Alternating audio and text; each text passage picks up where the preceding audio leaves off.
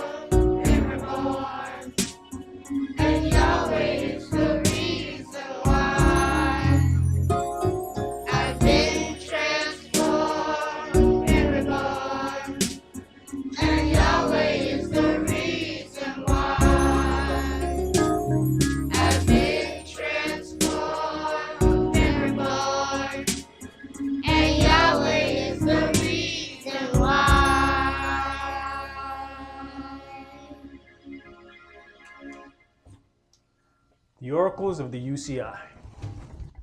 1 Peter chapter 4, verses 7 through 11. But the end of all things is at hand. Be you therefore sober, and watch unto prayer.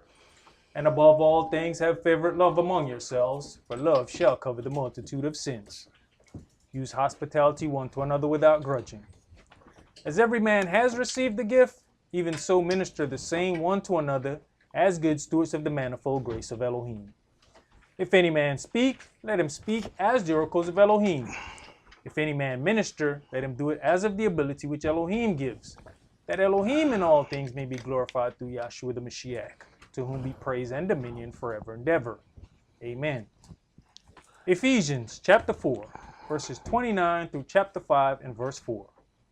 Let no corrupt communication proceed out of your mouth, but that which is good to the use of edifying, that it may minister grace unto the hearers. And grieve not the Holy Spirit of Elohim, whereby you are sealed until the day of redemption. Let all bitterness and wrath and anger and clamor and evil speaking be put away from you with all malice. And be you kind one to another, tender-hearted, forgiving one another, even as Elohim for Yahshua's sake has forgiven you. Be you therefore followers of Elohim, as dear children, and walk in love, as the Mashiach also have loved us, and has given himself for us an offering and sacrifice to Elohim for a sweet-smelling savor. But fornication and all uncleanness or covetousness, let it not be once named among you as becomes saints. Neither filthiness, nor foolish talking, nor jesting, which are not convenient, but rather given of thanks. Ecclesiastes chapter 5, verses 1 and 2. Keep your foot when you go to the house of Elohim, and be more ready to hear than to give the sacrifice of fools, for they consider not that they do evil. Be not rash with your mouth, and let not your heart be hasty to utter anything before Elohim. For Elohim is in heaven, and you upon earth. Therefore let your words be few. Exodus chapter 23, verses 20 and 21. Behold, I send an angel before you, to keep you in the way, and to bring you into the place which I have prepared. Beware of him, and obey his voice. Provoke him not, for he will not pardon your transgressions, for my name is in him. Revelations chapter 3, verses 20 through 22. Behold, I stand at the door and knock. If any man hear my voice and open the door, I will come into him and will sup with him, and he with me. To him that overcomes will I grant to sit with me in my throne, even as I have also overcame and am sat down with my Father in his throne. He that has an ear, let him hear what the Spirit says unto the churches. All right, Shabbat Shalom. Shabbat Shalom. Which is peace on Yahweh's holy Sabbath day. When we consider the things that are written, I stand at the door and knock. If any man will hear, will accept those things, then he will accept Yahweh's words, and then we will begin to make that change and allow that word to redirect our lives. What happens is a lot of times we end up hearing with our ears and not hearing with our heart. When we hear with our heart, then we allow the word to produce changes from within inside of us. Because, of course, we were brought up and raised in the daughter of Babylon. So we have learned all of her ways, learned all of her teachings, learned all of her so-called holidays.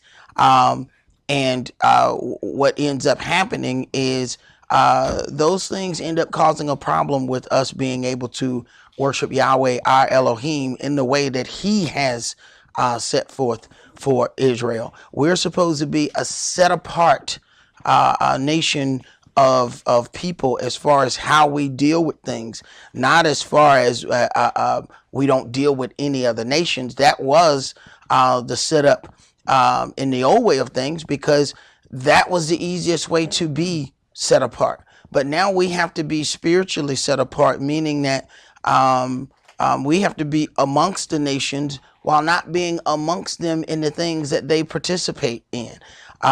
When we go back and read some of these things, we find that Yahweh had given us situations where he didn't remove all of the heathen from among us. And he said it was going to be a test to see whether or not we were going to follow him or not. And if we, didn't follow those things amongst those heathens, then it would be proven that we are not truly about him. And I think, we read those things, but not, but don't consider that we are very much in the testing phase today. We are surrounded by the heathen mindset, and that heathen mindset is not just amongst heathens. We ourselves, the natural Israel, have more of the heathen tendencies now than the heathen. We have picked up those things, and we push those things harder than anybody. So now it is really a true testament to what we're going to do, because it may be a situation where we have those of other nations that will walk in this word stronger and harder than the people who were actually born natural blood Israel and part of those 12 tribes. And we have to give way for Yahweh to do what he's going to do, because he says that he's going to accept those of all nations who are going to righteously deal with his word. So that means we have to understand that there may be a situation where Yahweh will shift off natural Israel and then accept those of spiritual Israel. And that's something that we have to really wrap our heads around when we talk about the rebuilding of Zion, because it's going to be built with equity and justice. It is not going to be built with the things and the mindset that we have here in the daughter of Babylon. There was a reason why there was a separation coming out of Egypt. They had been captives for so long, they believe that they want to be free. Everybody thinks they want to be free and that they're ready to be free.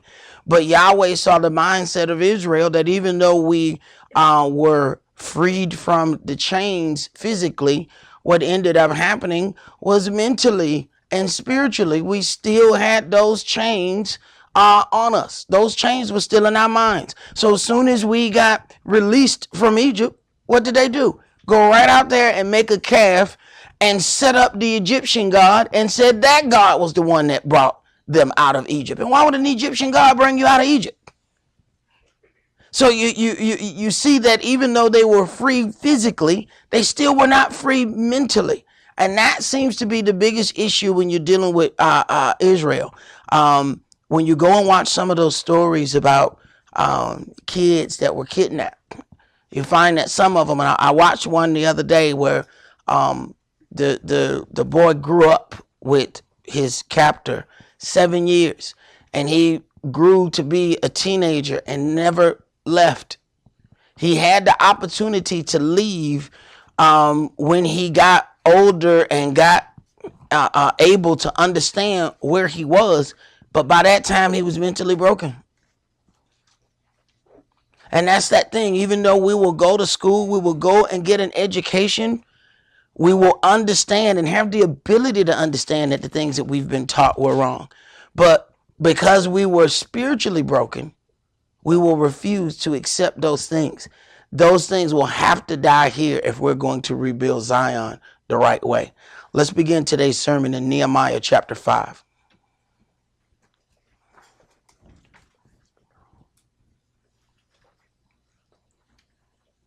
Still here.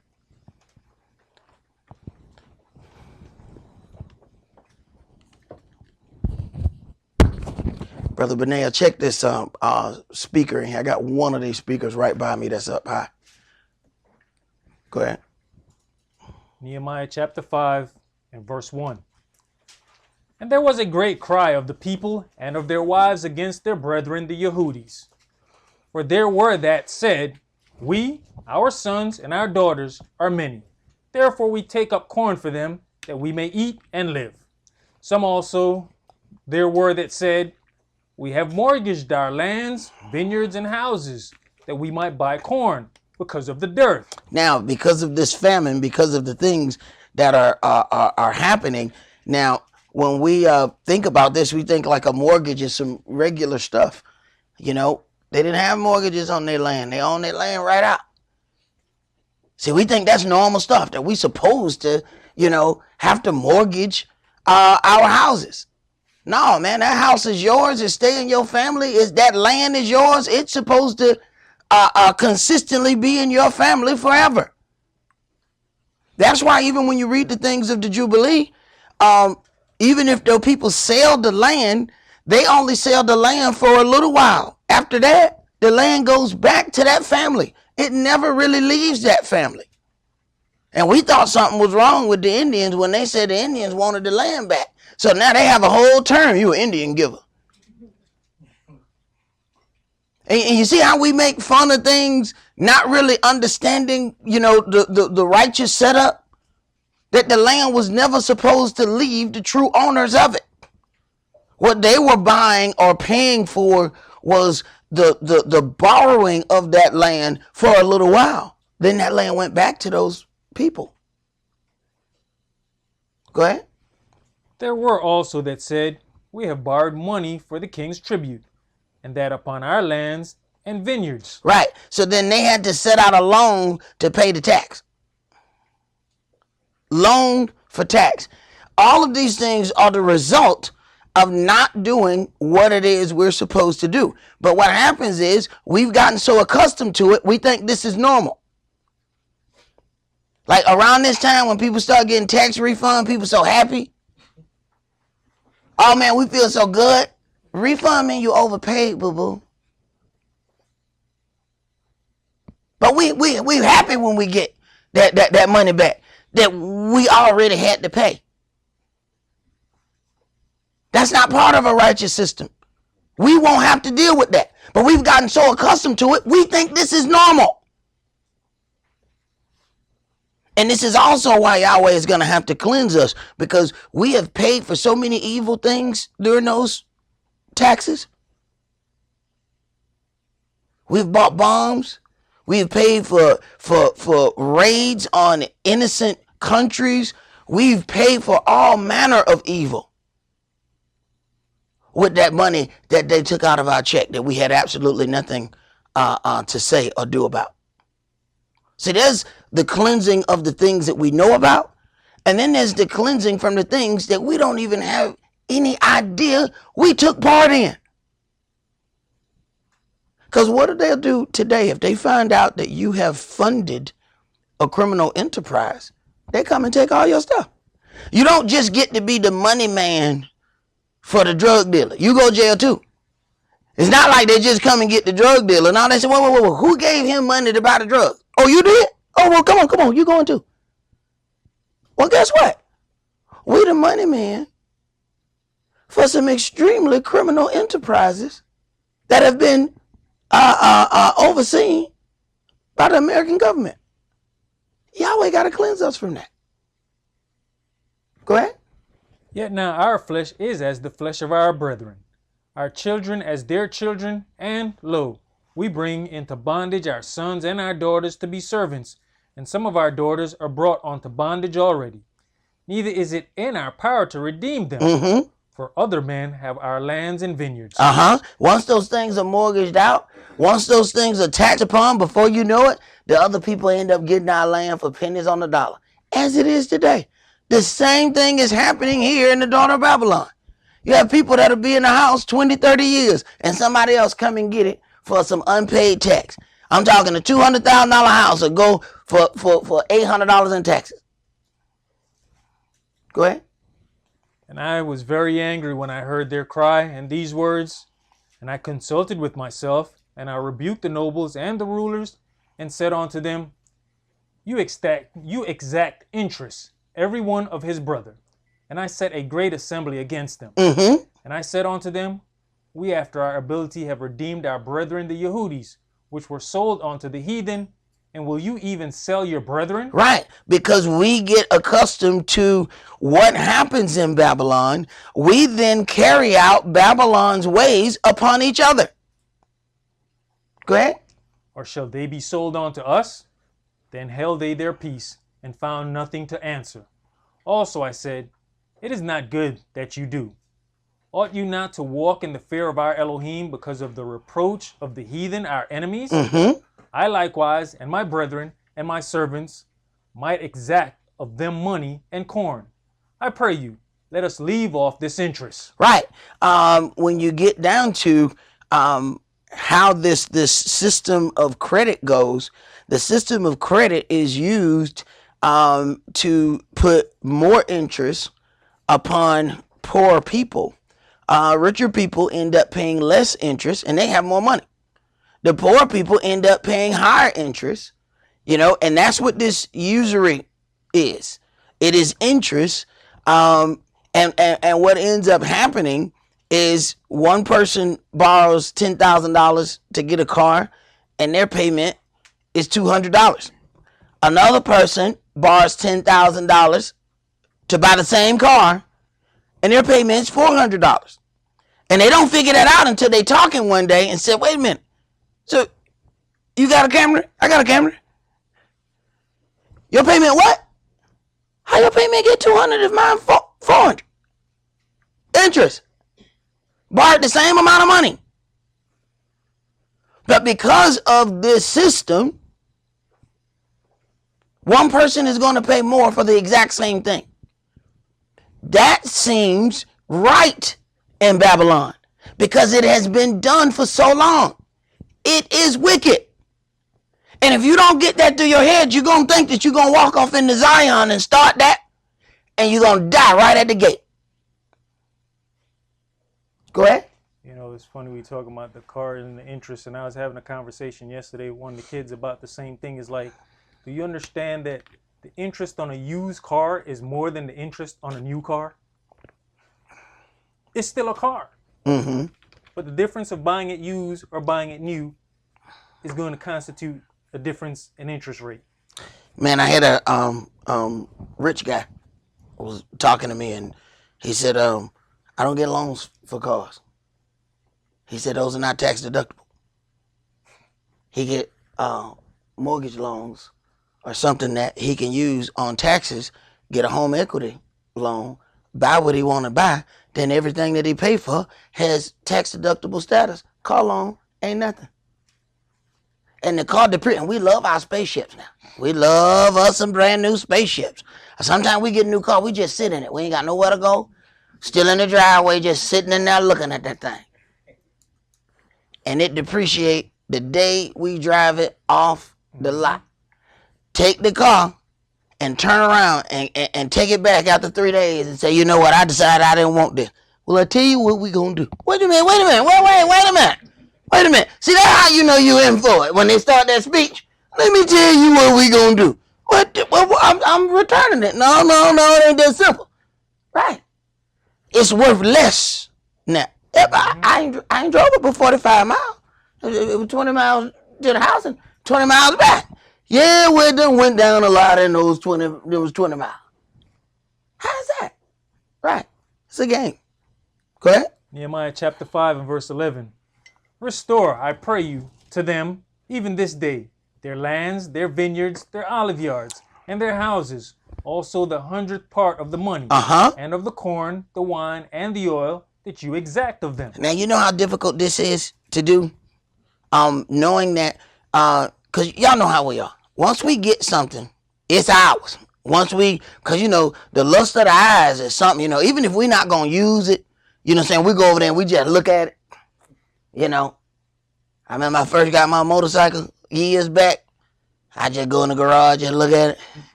I wasn't finna ride it. I just look at it. I go to the front, look at it. Go to the side, look at it. And go back in the house.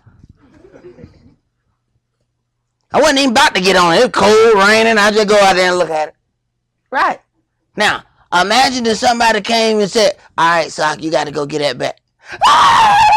See, I ain't even really rode it yet, but I done got used to it with my eyes. See, my eyes done got used to it. And my mind done said, that's my stuff. That's mine right there. See, and you keep getting accustomed to that.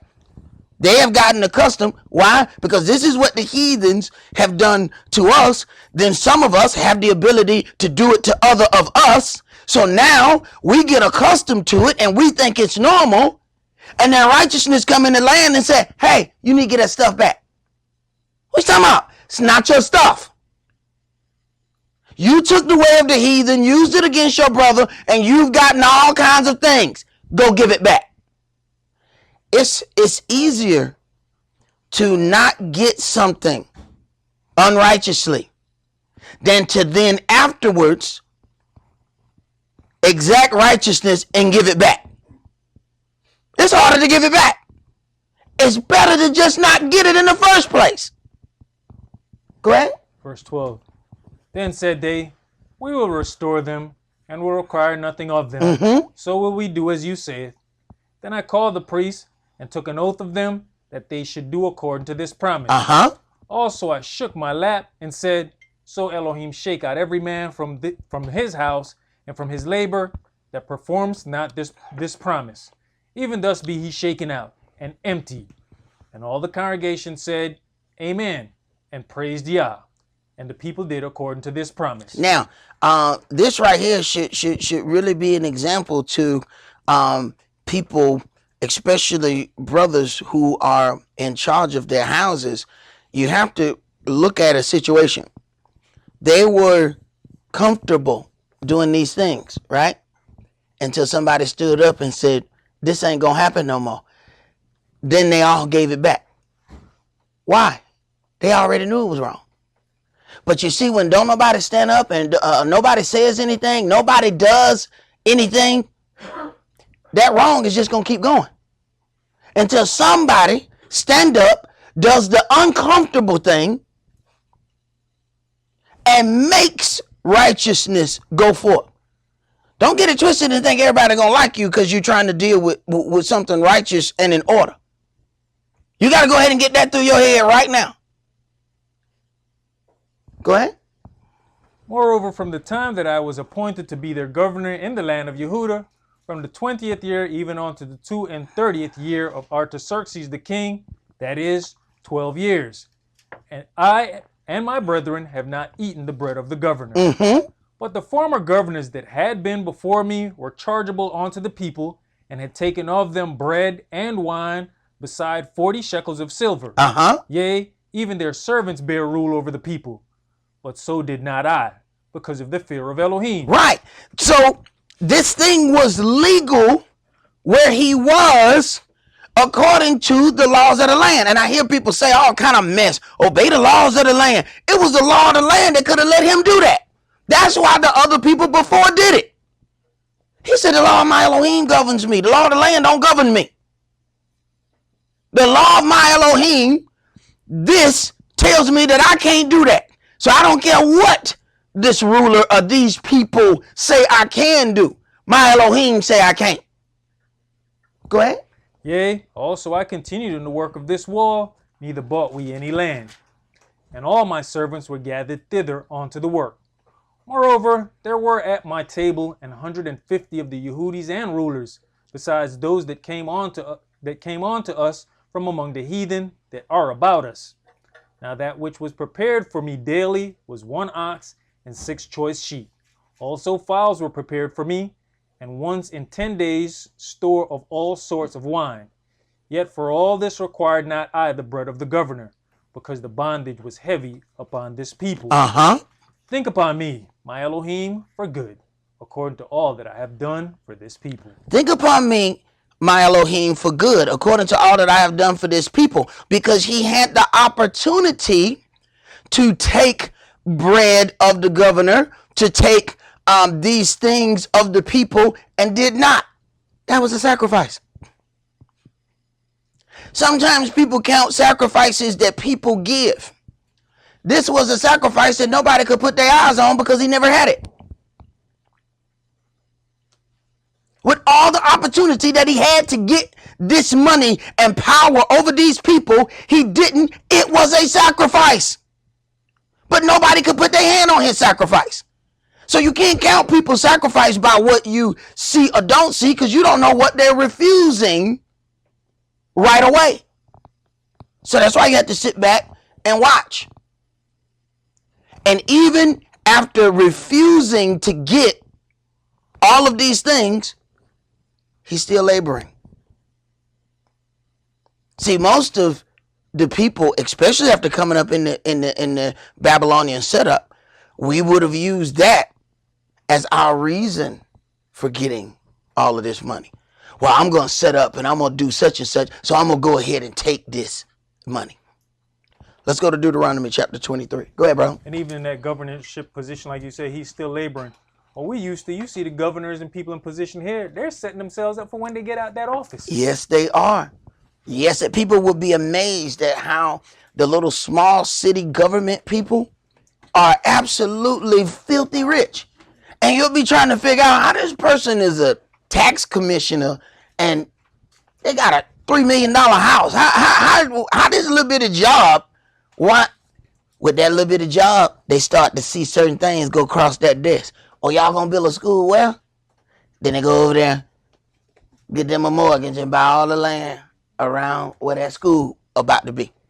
So then when they build a school, now it's pennies on the dollar because don't nobody know the school gonna be there but him and the people in that office.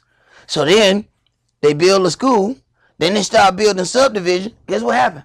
The property value just keep going up and up and up. Now he can turn around and sell all of that little stuff that he bought for pennies on the dollar and make millions upon millions. How did he make it? Because of the knowledge of what he had of what was going to happen in that area. And you find that this is what people start doing when they're in those little small government positions, and you don't really think it pays much, and it doesn't pay much on some of them, but the things that they're going to get out of it, they are already setting themselves up. This little last election that everybody had, it was upset about here in Georgia, where they had the governor's race. And a lot of people wanted this black lady to win, and they were upset.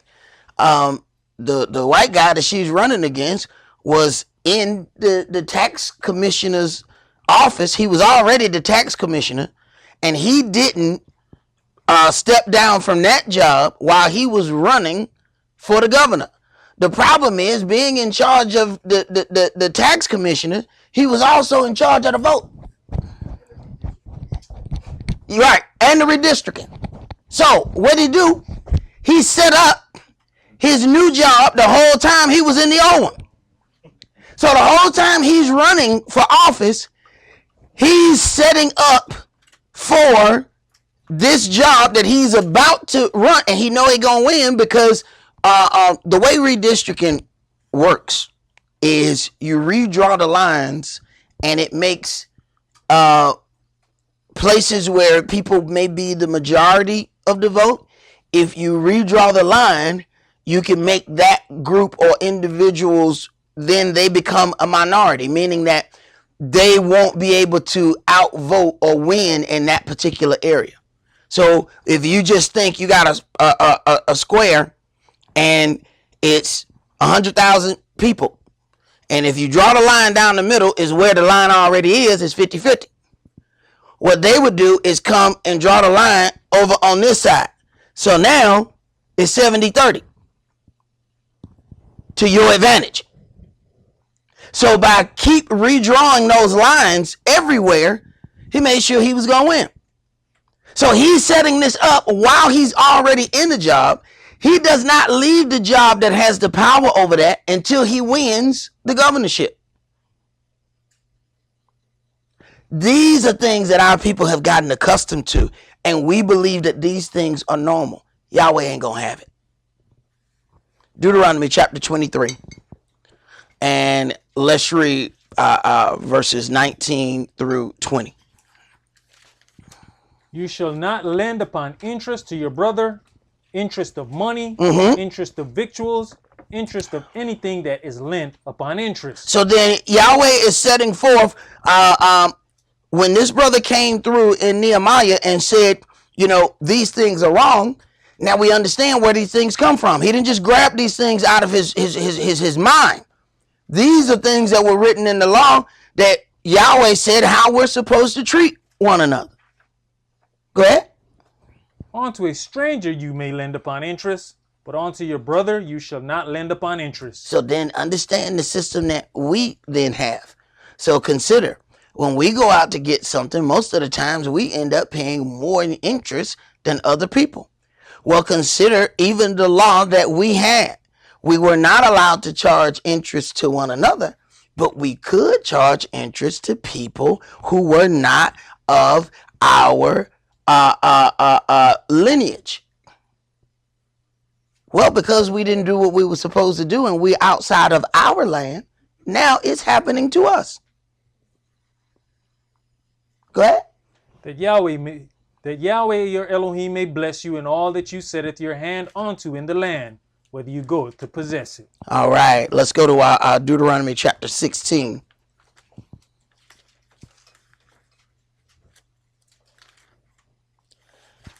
Deuteronomy 16, and I want to read two verses out of here. Let's read, let's read verses 18 through 20. Verse 18. Judges and officers shall you make you in all your gates, which Yahweh your Elohim gives you, throughout your tribes, and they shall judge the people with just judgment. You shall not wrest judgment. That means you shall not cause judgment to cease. And what we have here, this is what a lot of these fraternities and sororities and all of these things end up being about. People go to court and start flashing their affiliations to get favor in the courts. Go ahead. You shall not respect persons, neither take a gift. For a gift does blind the eyes of the wise and pervert the words of the righteous. Right. What's right is right whether it's your neighbor, your brother, or your enemy. Right does not change based upon who it is. Neither does wrong. It can't be wrong for one man, but it wasn't wrong for another one because you like him. Go ahead. That which is altogether just shall you follow, that you may live and inherit the land which Yahweh your Elohim gives you. And most of the time, the hardest part for us to see is the wrong part of our end. So many times you'll hear people that will come and tell you what all somebody else has done to them, and they for the life of them cannot see where they have done that same exact thing to either that person or somebody else. It is the gift that really does blind us is, this respect of persons of our own selves. So it allows us to not see. This is why Nathan had to go to Dawid and talk to him about what he did. Dawid could see. He could see right when he gave him the situation, but only talked about, a traveler and this little ewe lamb, and this man had done wrong. Dawid knew right from wrong, but he couldn't see what he had done because he was blinded by self-will. So somebody else had to come and show him what he had done, but he was able to easily see what everybody else had done. Go ahead. Wait, go to let's go Deuteronomy chapter 17 and start at verse 1. You shall not sacrifice unto Yahweh your Elohim any bullock or sheep wherein is blemish or any evil favoredness, for that is an abomination unto Yahweh your Elohim. Right. So when we understand that we are offering up spiritual sacrifices unto Yahweh our Elohim at this particular time, then we have to consider, have we then offered up something that is an abomination unto Yahweh? Let's say we have a work to do, that we are presenting something to Yahweh, but because we have something in our heart, either against our brother or our sister, or we're doing something, now you have to ask yourself, is your work becoming an abomination unto Yahweh your Elohim because of what you carrying around in your heart? See, sometimes it's not what you do, but how you do it. And if you do that with ill will and discontent in your heart, you might as well not even do it. Go ahead. If there be found among you within any of your gates which Yahweh your Elohim gives you, man or woman, that has wrought wickedness in the sight of Yahweh your Elohim, in transgressing his covenant, and has gone and served other gods and worshipped them, either the sun or moon or any of the host of heaven, which I have not commanded. Right, and we have done all of those things. You have Christianity worshiping this cross, this wood. You have Islam, which holy site is the dome of the rock, the asteroid that fell from heaven. So you got stone, wood, and stone. We have then a mingled thing that we deal with, dealing with the Jewish and all of the idols of the Star of David and all of these things. In this book says the Star of your God Remphan. But our people will go and deal with all of these things. Yahweh said every last one of them is going against him. And we've done all of those things. Go ahead. And it be told you, and you have heard of it, Uh-huh. and inquired diligently, and behold, it be true, and the thing certain, that such an abomination is wrought in Israel. Now consider, you bring that to somebody's attention, that we have worshipped all of these things. Now, they don't want to hear you. They do not inquire diligently. Why? Because it is something that is happening from themselves. See, it's easy to deal with some things in the outward way. That inward thing is the hardest thing to deal with. Because you got to admit some places where you went wrong. Go ahead. Then shall you bring forth that man or that woman, which has committed that wicked thing, unto your gates, even that man or that woman, and shall stone them with stones till they die. Now, Yahweh has taken this judgment out of the hands of the children of Israel, and it is a very, very good thing he has. Go ahead. At the mouth of 2 witnesses or 3 witnesses shall he that is worthy of death be put to death. But at the mouth of 1 witness he shall not be put to death. Right, and that is a wonderful thing, because half of us would already be dead if we let 1 witness tell a story. So many times I've had somebody come to me and tell me something, and then the other person come and talk to me, and I'm like, wait a minute, this is a whole nother story here. See, that person only saw the part that was important to them. They didn't even think they were lying. They weren't lying to me, they lied to themselves. They had already lied to themselves as to how that story or how that event went. And they believed their own lie. And I mean, they'll tell you with emotion, be crying, and completely leave out the parts that they did.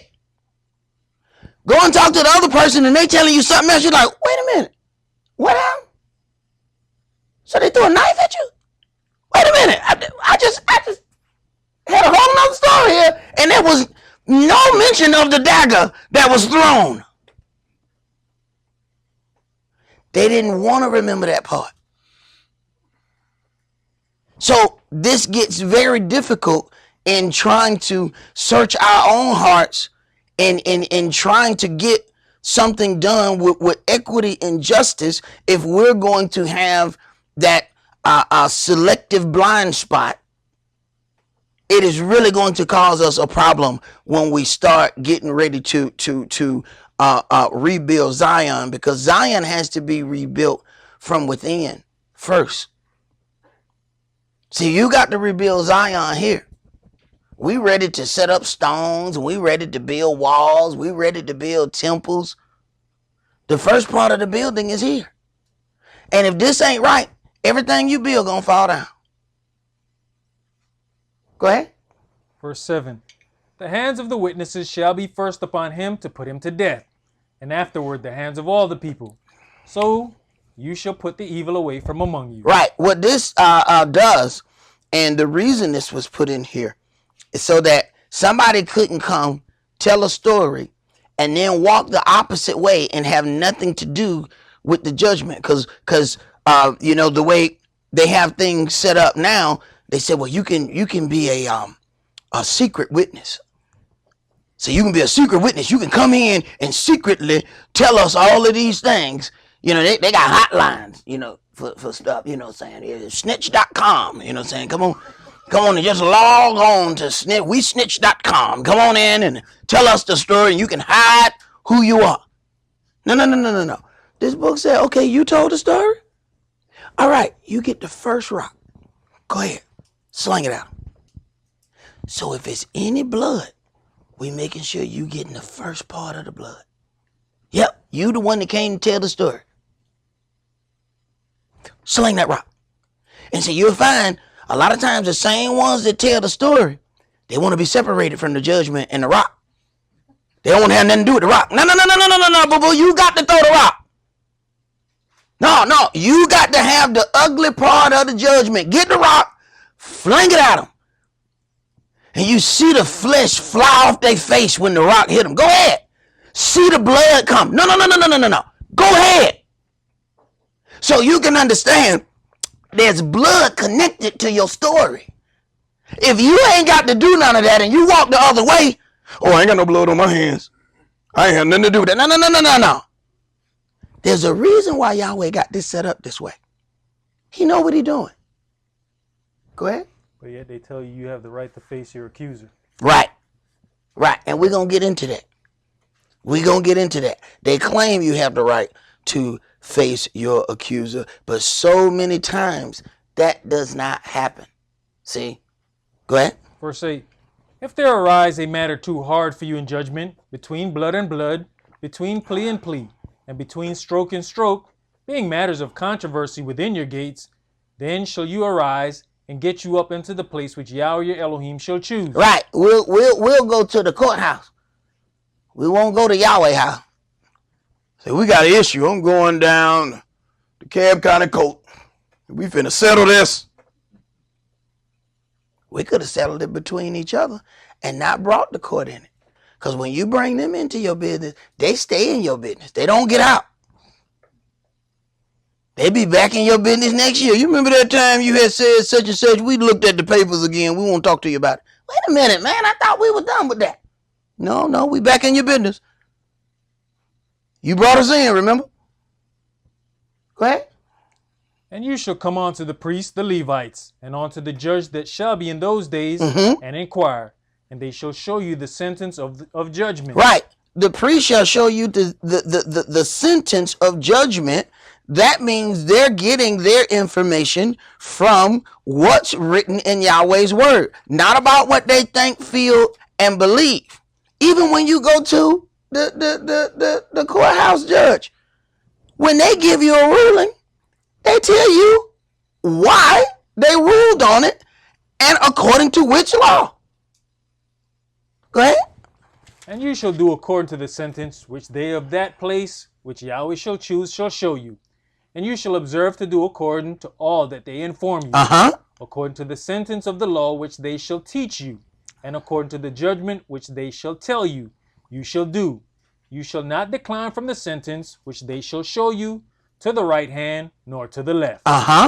And the man that will do presumptuously, and will not hearken unto the priest that stands to minister there before Yahweh your Elohim, or unto the judge, even that man shall die, and you shall put away the evil from Israel. Right. So here it is. We have order set, but if that self-will is still high, we still won't accept the sentence that's given unto us. Go ahead. And all the people shall hear and fear and do no more presumptuously. So this means that in certain situations, Yahweh will allow hardened hearts amongst Israel. Allow, and this is that part that we don't see. Sometimes we're so busy in, if we write or if the person write, and the whole time Yahweh is using the whole situation for other people to see. See, one way or another, we're going to do some service for Yahweh. But you want to be in a position where your service actually gives you righteous credit. So let's say there's a situation, it goes on, everybody ends up seeing it, everybody sees the sentence, and then there was a presumptuous situation where the people say, I'm not going to deal with it. Then something happens, somebody die off, everybody in the room saying, note to self, I'm not going to do that. Now, you have done a work for Yahweh, because now all of these people are now going to learn, I ain't going to do that no more. But you're not here to appreciate the work that he used you to do. I don't want them kind of job. I don't want them kind. I need the kind that allow me to still be living after I do it. See, I ain't got no problem with that. Sock, I need to go dig a ditch. Give me a shovel and go and dig the ditch. Now, I ain't got to throw myself in it when I'm done, right? All right then, well give me that shovel then. Let's dig this ditch. As long as I ain't the one going in the ditch, I'll dig the ditch. Got no problem with that. I need the kind of work. Judas did the work, didn't it? Mm-hmm. Somebody had to offer up the Mashiach. Somebody had to take that job. If he didn't do it, they would have had to find somebody else to do the job. Somebody gonna have to do the job. But what happened after the job was done? Oh, I'm sorry, you're no longer needed. You gotta die. No, I don't want that job. You ain't got another job around here? See, if we understood that we was applying for the job of a deceiver, then we wouldn't even sign that application. See, they ask you when you're going for a job, you know, which job are you applying for? Some of us, we want a job so bad, we just say anything. Anything you got, we'll do anything. No, I'm not going to do anything. See, I'm going to tell you which jobs I do this. I do the stock room. I do the forklift. I do the such and such. Certain jobs I'm not going to take. See? Because, see, I know there's unrighteousness that comes with that. Go ahead. Verse 14. When you are come unto the land which Yahweh your Elohim gives you, and shall possess it, and shall dwell therein, and shall say, I will set a king over me, like as all the nations that are about me. You shall in any wise set him king over you, whom Yahweh your Elohim shall choose. One from among your brethren shall you set king over you. You may not set a stranger over you, which is not your brother. Right. If it's not your brother, you're not supposed to have him rule over you. Because by what conditions is he going to rule? And the first thing we like to do, we like to go in organizations where different nationalities are in charge. We really feel like we done arrived then. What are they ruling by? Where's the righteous direction coming from? Go ahead. But he shall not multiply horses to himself, nor cause the people to return to Egypt, to the end that he should multiply horses. For as much as Yahweh has said unto you, you shall henceforth return no more that way. Neither shall he multiply wives to himself, that his heart turn not away. Neither shall he greatly multiply to himself silver and gold. And that is all that happens when you deal with how rulership is done here in the daughter of Babylon. These people leave a $200,000 a year job and have a $20 million house. How you do that off $200,000? Because they've been multiplying it the whole time, setting up all their business ventures and doing this and doing that. We don't understand war is big money. All of those people got friends, and they got one person make boots, another person make guns, another person make what do you think ends up happening when a war starts out? Now the government got to pay for all of those things. They have already put themselves in line to receive those contracts. Go ahead. And it shall be, when he sits upon the throne of his kingdom, that he shall write him a copy of this law in a book out of that which is before the priest the Levite. So then when you deal with the spiritual relationship between the king and the priest, the king should have some form of understanding, a really good form of understanding of how the priests govern, because they're supposed to read out of that same law. Go ahead. And it shall be with him, and he shall read therein all the days of his life, that he may learn to fear Yahweh his Elohim, to keep all the words of this law and these statutes, to do them. Right. So sometimes you encounter somebody and they say, yeah, I read the Bible. Yahweh said the king supposed to read it his whole life. He supposed to be able to tell you, yeah, man, I'm on number 26 now. I'm on number 20. I done read it 25 times. And if you know anything about this book, you know that every time you come across something, you find something that you didn't see the time before. This is supposed to help the king rule in righteousness because he's going over this law. Imagine if you're trying to do something, and this is a very vast book. You're not going to go through this and remember everything that you encounter. But it says the Spirit helps us. So if you're trying to do something and you're going through this book, you may get to a place where you about to do something exceptionally stupid. I mean, exceptionally stupid. And all of a sudden, you get that thought, why don't you read Ezekiel 12? Or you know what I'm saying? And you think, oh man, let me start there. And it'll be dealing with you and your stupidity right there. That's the spirit. And you have no idea. You didn't say nothing. You didn't ask nothing. But because you're actively going in it, then the spirit said, okay, they took one step. I'm going to take one step for them. Read this right here. And see, this is what the book says when it says a word heard in due season, how good it is. See, hearing thou shalt not steal is always a good thing. But hearing thou shalt not steal right when your hand is going in somebody's window, that's a darn good word at a good time. You know what I'm saying? That just pop up, thou shalt not steal. Oh my goodness, let me put that down. I don't know what else. What was I thinking? What was I thinking? Right. That was a good word at a good time. And if you're actively going to it, the spirit will start directing you what things you need to be reading based on what you got going on. Go ahead. Verse 20, that his heart be not lifted up above his brethren, and that he turn not aside from the commandment to the right hand or to the left, to the end that he may prolong his days in his kingdom, he and his children in the midst of Israel. I tell you what is interesting. Sometimes I have been in the active part of praying about a situation, and I mean I'm pulling out my heart to Yahweh, and before you know it, I'm talking to myself, because as I'm praying, a whole thought process of what to do comes in the middle of the prayer, and I'm praying about it, and the answer go whap.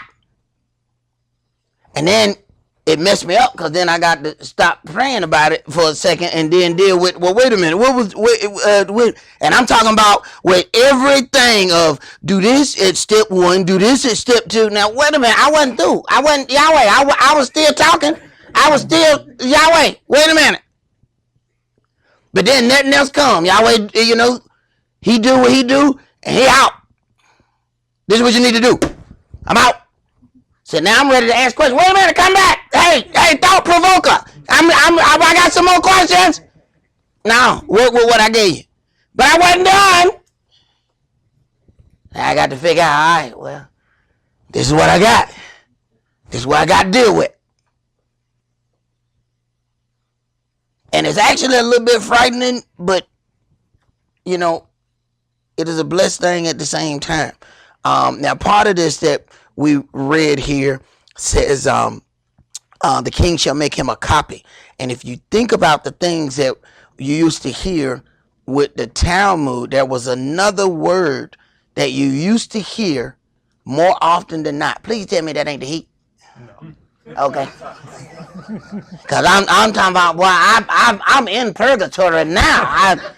The Yahweh hath judgeth me for my sins. But man, this is some strange weather, man. 1 minute, man, it's freezing. Then the next minute it's hot.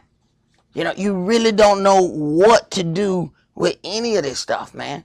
You get up in the morning, you got to take a big old bomber jacket, look like you in the Alps. And by the end of the day, you in a tank top.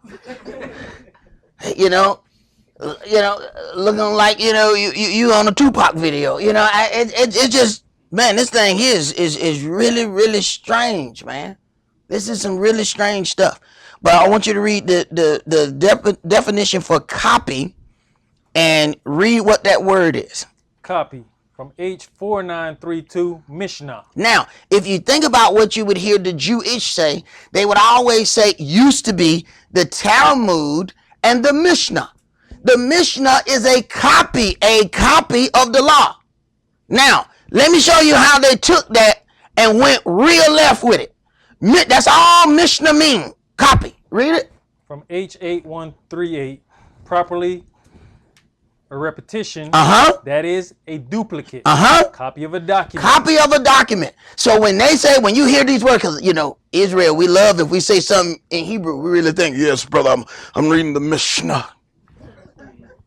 You mean you reading the copy? Oh, yeah, that's what I said. Right. Oh, it just sounds better when you say Mishnah, right? Right. Keep reading. Or a double in amount, by implication a second. Okay, so then we're talking about what we used to hear, Talmud and Mishnah. The Mishnah was the copy. The Talmud is their thoughts about the copy. So if you notice, you don't hear the Talmud and the Mishnah anymore. So first came the Mishnah, which is the copy. Then came the Talmud, which is their so-called thoughts about the copy. Now the copy has been thrown away, and the only thing that's left is their thoughts. That's the Talmud.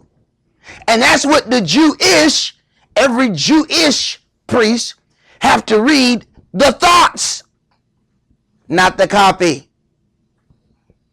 So then our people are going standing in line and going to these places where the people have read somebody else's thoughts about what's in the book, not the book.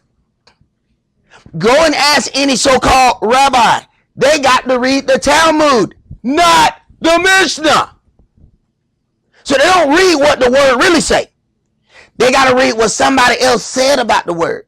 Then they even threw parts in it to say, well, when the sages said it, it's just as if God said it himself. That word deserves a good swift slap. You know what I'm saying? Anytime you're going to tell me that something that came out of man's mouth is just as good as if God himself said it, you should have a handprint from here all the way down to your bottom lip. I couldn't even think of letting something like that come out of my mouth.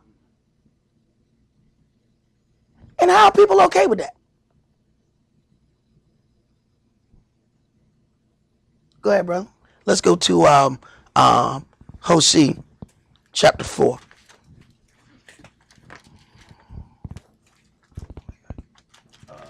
9:23. All right.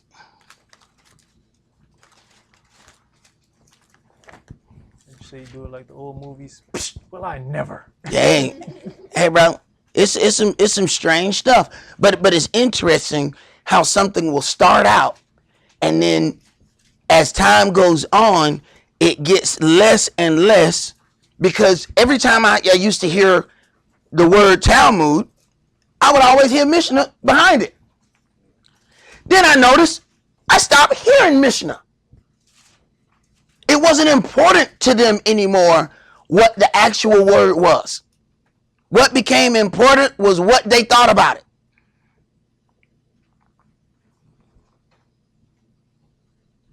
Hosea chapter 4, and let's read verses 1 through 12. Hear the word of Yahweh, you children of Israel, for Yahweh has a controversy with the inhabitants of the land, because there is no truth, no mercy, nor knowledge of Elohim in the land. Right, and if we do that, we will not be able to keep the land. These are the things that got us ejected from the land. We can't do the same thing and believe that Yahweh is going to give us a righteous kingdom. Go ahead. By swearing and lying and killing and stealing and committing adultery, they break out, and blood touches blood. Therefore shall the land mourn, and everyone that dwells therein shall languish with the beasts of the field, and with the fowls of heaven. Yea, the fishes of the sea also shall be taken away. Right. So the animals even get punished. Animals got problems. You look even today with where all the subdivisions are popping up. You just look, man, and ain't the little animals. They just roam the street. They don't have anywhere to go. All the wood's gone. Sometimes we get up and the deer be walking down the street like dogs. Go outside right when it get dark, and they all look up at you. They just walking. I mean, what's going on here? They're running out of places to go. Go ahead. Yet let no man strive nor reprove another, for your people are as they that strive with the priests. Right. Because when you then issue the sentence of the law and how something ought to be dealt with, Israel got to find fault somehow. And our best way in not dealing with something is let's find a fault with the man that gave us the sentence of the law. And we think that that then gives us the right to not follow it. And where did we pick that thought process up? Daughter of Babylon. Anytime something happens, especially when it's a black person against the police done shot somebody. Instead of telling you the situation, first thing they got to do is attack the character of the person who got shot so they can make the policeman look right. We do the same thing. You go and utter a righteous sentence on how somebody ought to deal with something. What they're going to do is find fault with the person that told them the righteous thing, thereby believing that now we're justified in not following it. Go ahead. Therefore shall you fall in the day, and the prophet also shall fall with you in the night, and I will destroy your mother. My people are destroyed for a lack of knowledge, because you have rejected knowledge. You see that? The lack of knowledge is not that it was not given us. The lack of knowledge comes from we have decided we're not going to deal with it. It wasn't that we couldn't comprehend. It was that we wouldn't comprehend. Those are two totally different things. Go ahead. I will also reject you, that you shall be no priest to me. Seeing you have forgotten the law of your Elohim, I will also forget your children. As they were increased, so they sinned against me. Right. The more money we get, sometimes the worse off we get. He said, the more you increase, the more you sinned against me. But yet, the more money we get, the more we say, we bless. We bless. We bless. And the more we forget about who we say the blessing came from. Good. Therefore will I change their glory into shame. They eat up the sin of my people, and they set their heart onto their lawlessness. And there shall be, like people, like priests, and I'll punish them for their ways and reward them their doings. For they shall eat and not have enough. They shall commit whoredom and shall not increase, because they have left off to take heed to Yahweh. Whoredom and wine and new wine take away the heart. My people ask counsel at their stocks, and their staff declares unto them. For the spirit of whoredoms hath caused them to err, and they have gone a whoring from under their Elohim. And look, my people ask counsel at their stocks. So what we have then is instead of going to the priest or the judge that has been set up in the land, we're going to go to a stock. That's a piece of wood. We won't talk to the cross. See, that's what we used to do. Once we get into something, you go, yeah, grab that cross. Protect me. I'm about to go in here. I'm about to do some devilish things. I need you to protect me. Right. How I know that? I used to have one. Let's go to James chapter 2. 1307. Oh, yeah. I used to kiss the fire at that cross. Yes, I did. Finna do some straight evil.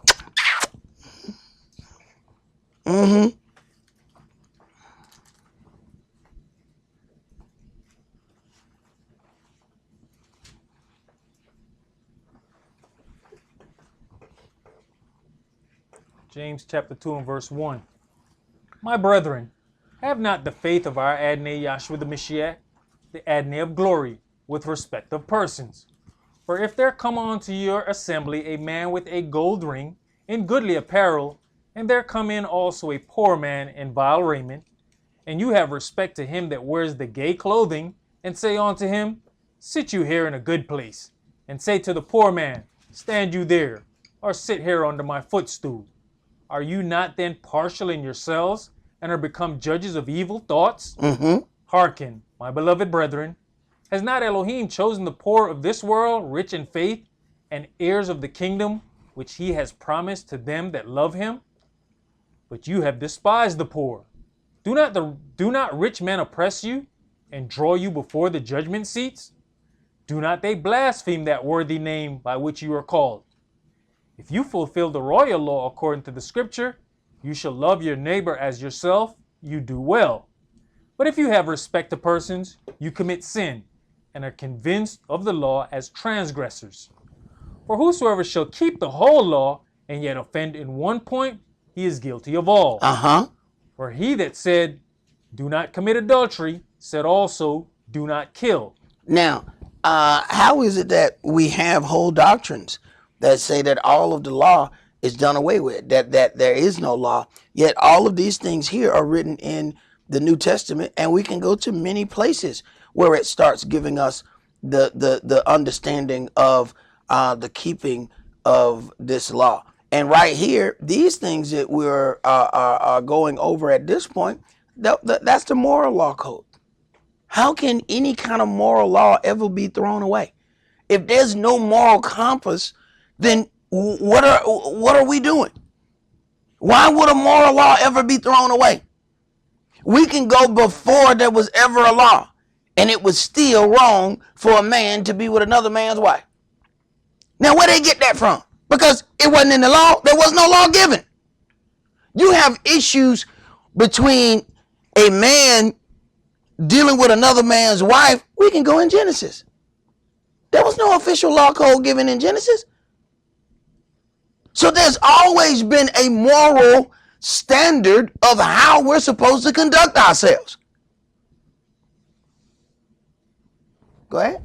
Now, if you commit no adultery, yet if you kill, you are become a transgressor of the law. Right. Just because you did one, it doesn't matter, because you offended on the other.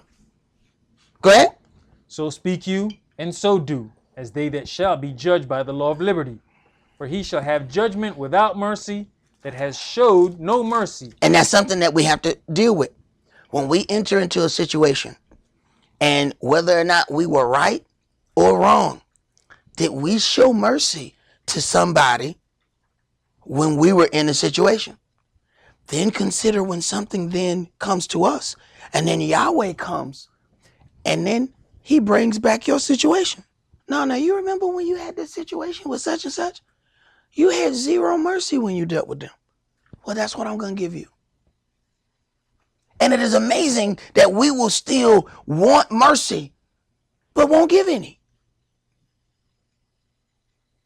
We will ask people to be patient, loving, and kind with us. All right, so show me what you was doing that to me. Oh no, I tried to kill you. I ain't gonna even lie to you. I tried to kill you.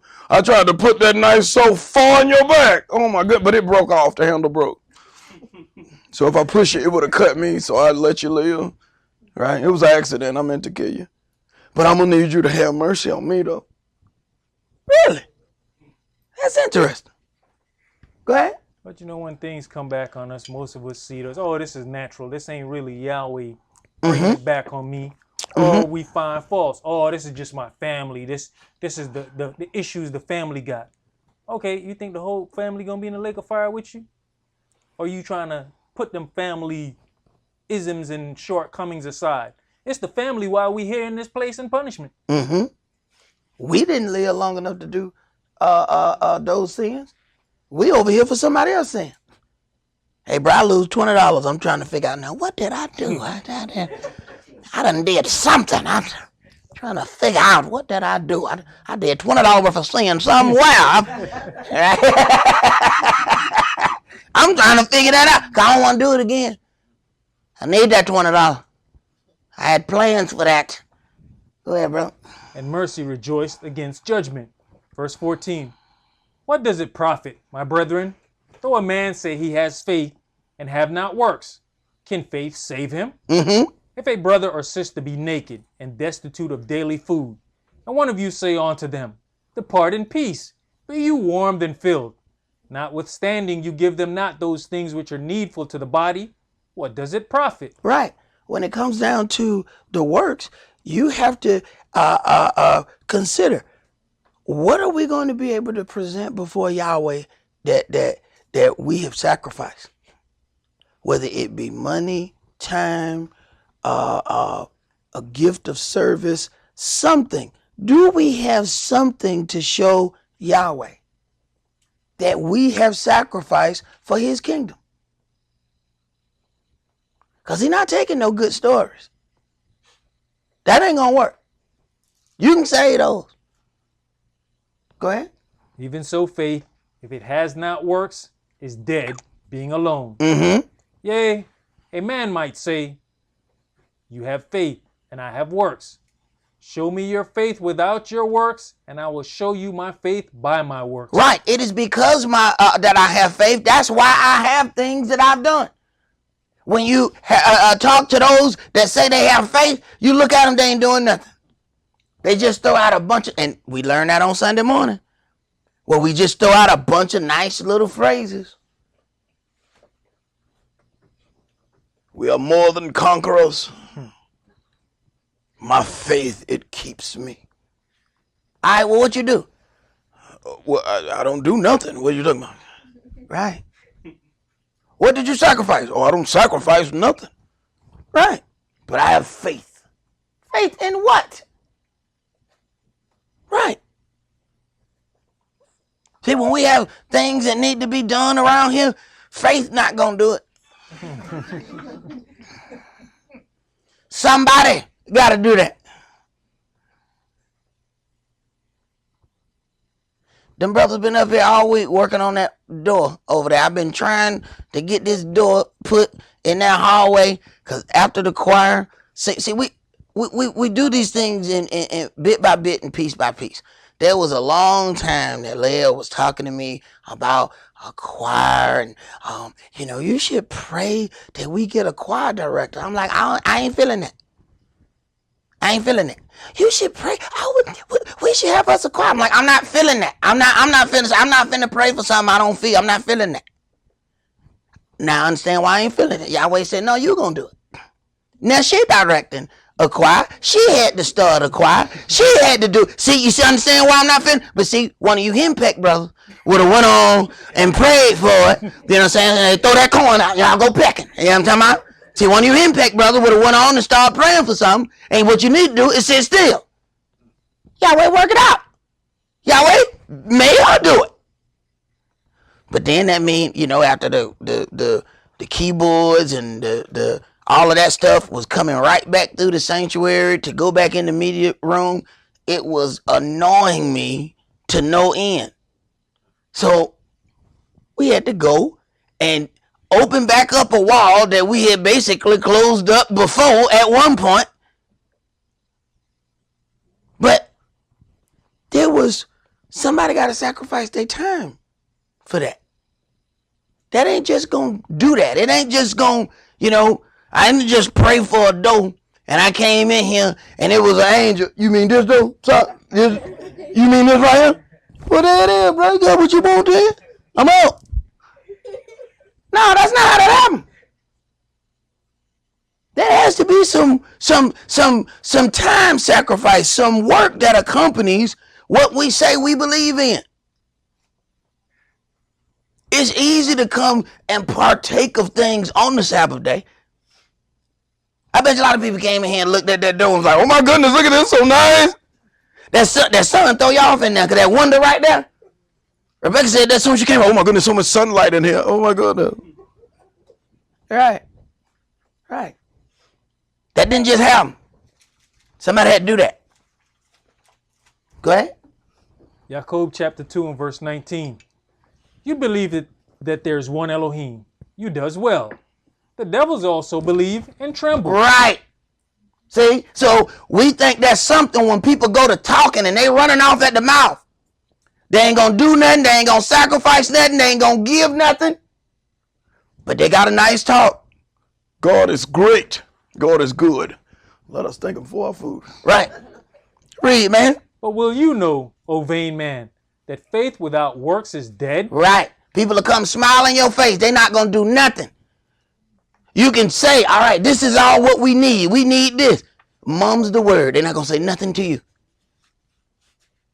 But say, hey, look, we having a shindig on the 12th. I'm going to be there on the 11th. What? But the shindig is the shindig on the 12th. Oh, I'm gonna make sure everything ready. Right, because we love shindiggery. See, we show up a day early for shindiggery. Time to do some work. You can count the number of people gonna be here. Let us say us a party. Right. Go ahead. Was not Abraham our father justified by works when he had offered Isaac his son upon the altar? See you how faith wrought with his works, and by works was faith made perfect? And the scripture was fulfilled which saith, Abraham believed the Elohim, and it was imputed unto him for righteousness, as he was called the friend of Elohim. You see then how that by works a man is justified, and not by faith only. Likewise also was not Rahab the harlot justified by works, when she had received the messengers and had sent them out another way? For as the body without the spirit is dead, so faith without works is dead also. Right. Faith without works makes no sense. So when we're talking about rebuilding Zion, we're not going to rebuild Zion with a bunch of nice words. It's not just going to be some things that we get to say. And when we deal with this respect of persons mindset, we find that this respect of persons mindset is very large in America. Now, this so-called land of the free is upheld by her unjust justice system. Now, I don't know if any of you guys heard about it, but recently rapper Meek Mill and Jay-Z, along with Robert Kraft, listen to some of these names, the owner of the New England Patriots, the Philadelphia 76ers co-owner Michael Rubin, and other high-profile business owners have created a Reform Alliance to fight unjust laws in the American criminal justice system. The CEO of the alliance is Van Jones, the one who is on, you often see him on CNN. That's the one on the right when you look at the graphic that's on there.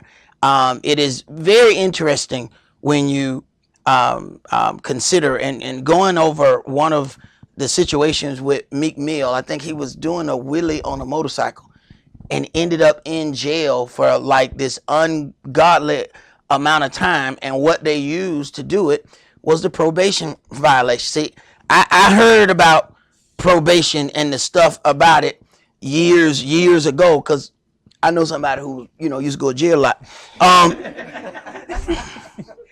I ain't gonna say his name. Ephraim. So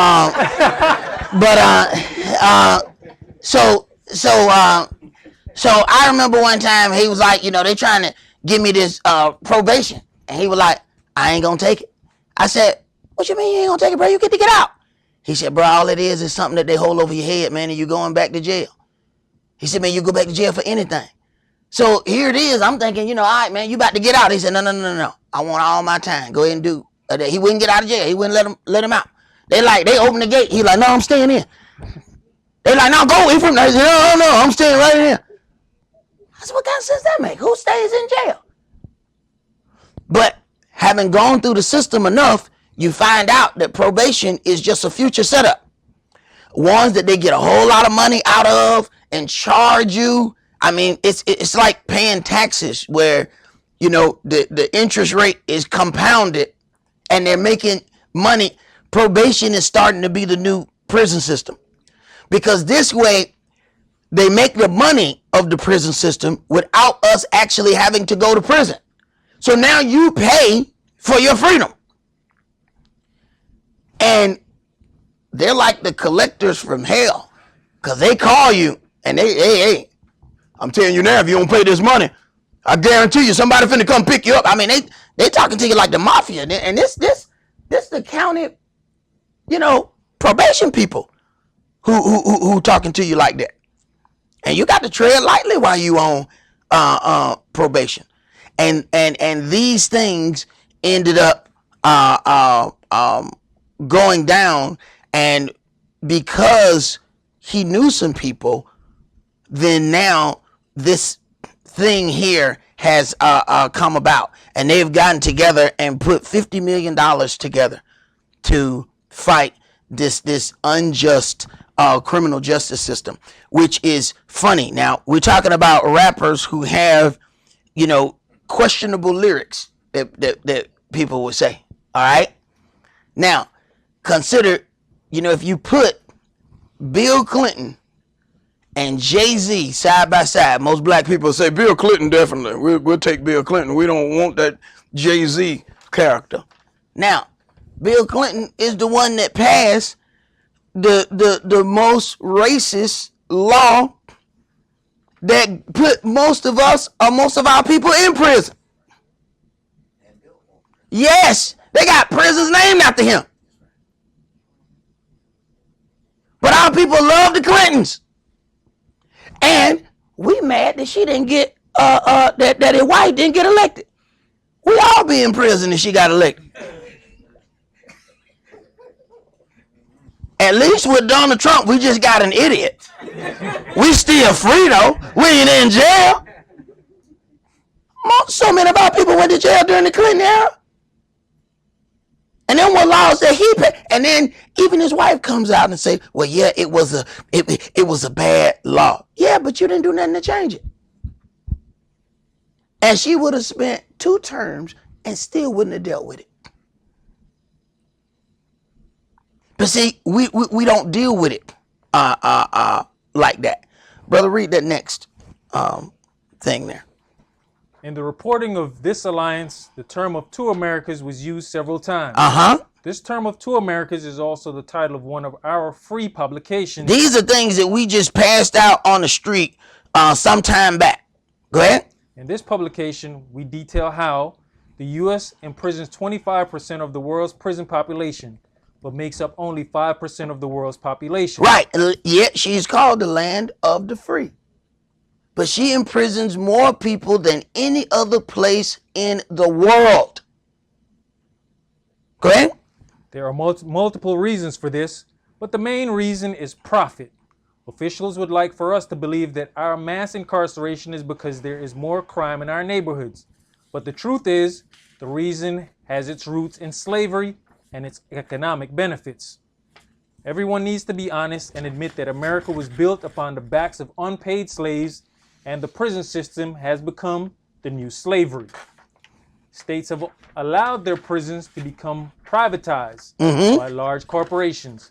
At least 37 states have legalized the contracting of prison labor by private corporations who mount their operations inside of state prisons. So what ends up happening is our people are going to prison and then end up working for corporations who would not hire them when they were free.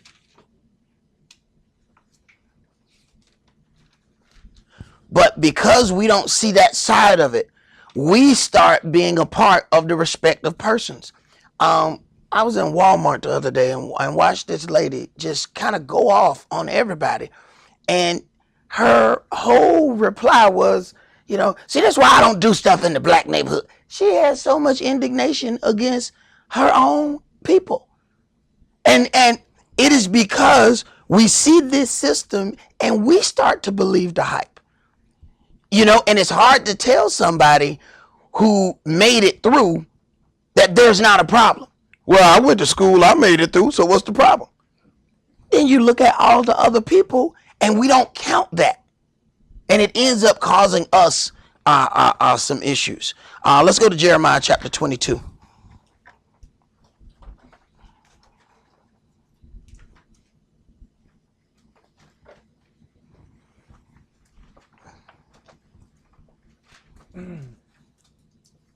Jeremiah chapter 22 and verse 1. Thus said Yahweh, go down to the house of the king of Yehuda and speak there this word, and say, hear the word of Yahweh, O king of Yehuda, that sits upon the throne of David, you and your servants and your people that enter in by these gates. Thus said Yahweh, execute you judgment and righteousness, and deliver the spoiled out of the hand of the oppressor, and do no wrong. Do no violence to the stranger, the fatherless, nor the widow, neither shed innocent blood in this place. Do no wrong to the stranger. You should read some of the things that the Israelis are doing to any of the immigrants who come to Israel. And we just so quick to want to run and deal with the Jewish people, their congregations. Their racism is absolutely horrible. But then they got a special name for anybody who's racist or says anything against them.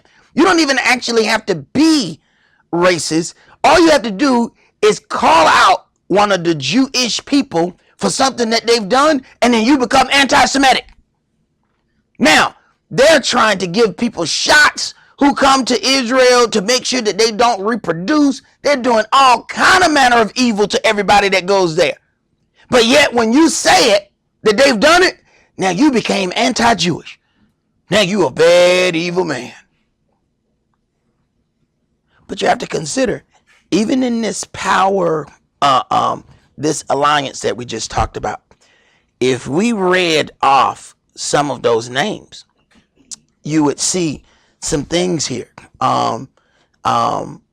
If I'm going to go back to this graphic, it said the founding partners of the Reform Alliance: Jay-Z, Robert Kraft, Jewish; Michael Rubin, Iranian; Meek Mill; Michael E. Novogratz, think he's Jewish as well; Clara Wu Tsai, she's a co-owner of the Brooklyn Nets, Asian; Daniel Loeb, Jewish; and then the Reform Alliance CEO Van Jones. Now, in researching this, the thing about Daniel Loeb was actually very, very interesting. And when you find out the whole hedge fund thing, and they said that, there's a lot of Jewish ownership in the hedge funds. And one of the guys actually described a hedge fund as a bunch of people with money that they've gathered together, just going down the street buying up everything. And the things that don't profit, they get rid of, and the things that do, they keep. And said this particular guy is very, very instrumental in kind of taking over businesses by buying a certain amount of stock. Now, see, it's not something I would even know about because I ain't got enough money to even deal with it. But once you own 5% of a stock, you get talking rights. He will specifically buy 5% of the stock so that he can influence the CEO. Now, think back to every movement that we've had. Turn around and look and make sure that you don't see some Jewish people standing there. And a lot of times we end up thinking that the Jewish are there to help us. And sometimes it is that they're doing good. Other times it's there to control the movement. So everybody that smile at you ain't your friend. And everybody that frown at you is not your enemy.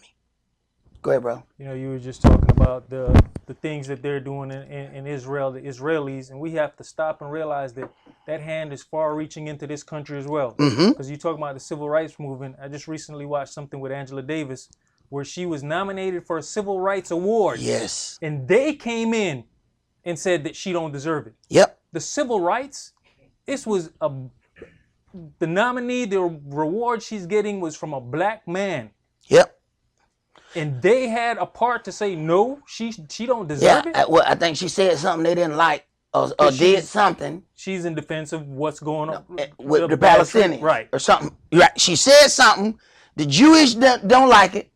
And next thing they said, well, she don't deserve a war. And what black people do? We'll pull out. So when you talk about, having the control, they can use that sympathy and control, and they use it all over the earth.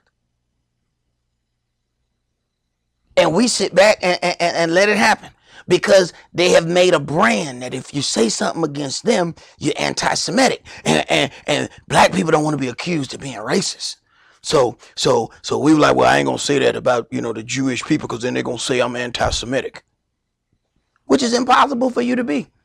Because they're not Shemites. If you are anti-Semitic, that means you hate yourself. How I'm going to be anti-Semite? Can't stand Semite. He make me sick. I can't even look at his black face. I get in the mirror and I just spit at it. That makes no sense at all. Read, man. Verse 4. For if you do this thing indeed, then shall there enter in by the gates of this house kings sitting upon the throne of David, riding in chariots and on horses, he and his servants and his people. But if you will not hear these words, I swear by myself, says Yahweh, that this house shall become a desolation. For thus said Yahweh unto the king's house of Yehudah, you are Gilead unto me, and the head of Lebanon. Yet surely I will make you a wilderness, and cities which are not inhabited.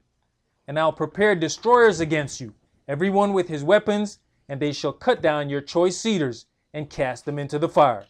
And many nations shall pass by this city, and they shall say every man to his neighbor, wherefore has Yahweh done thus unto this great city?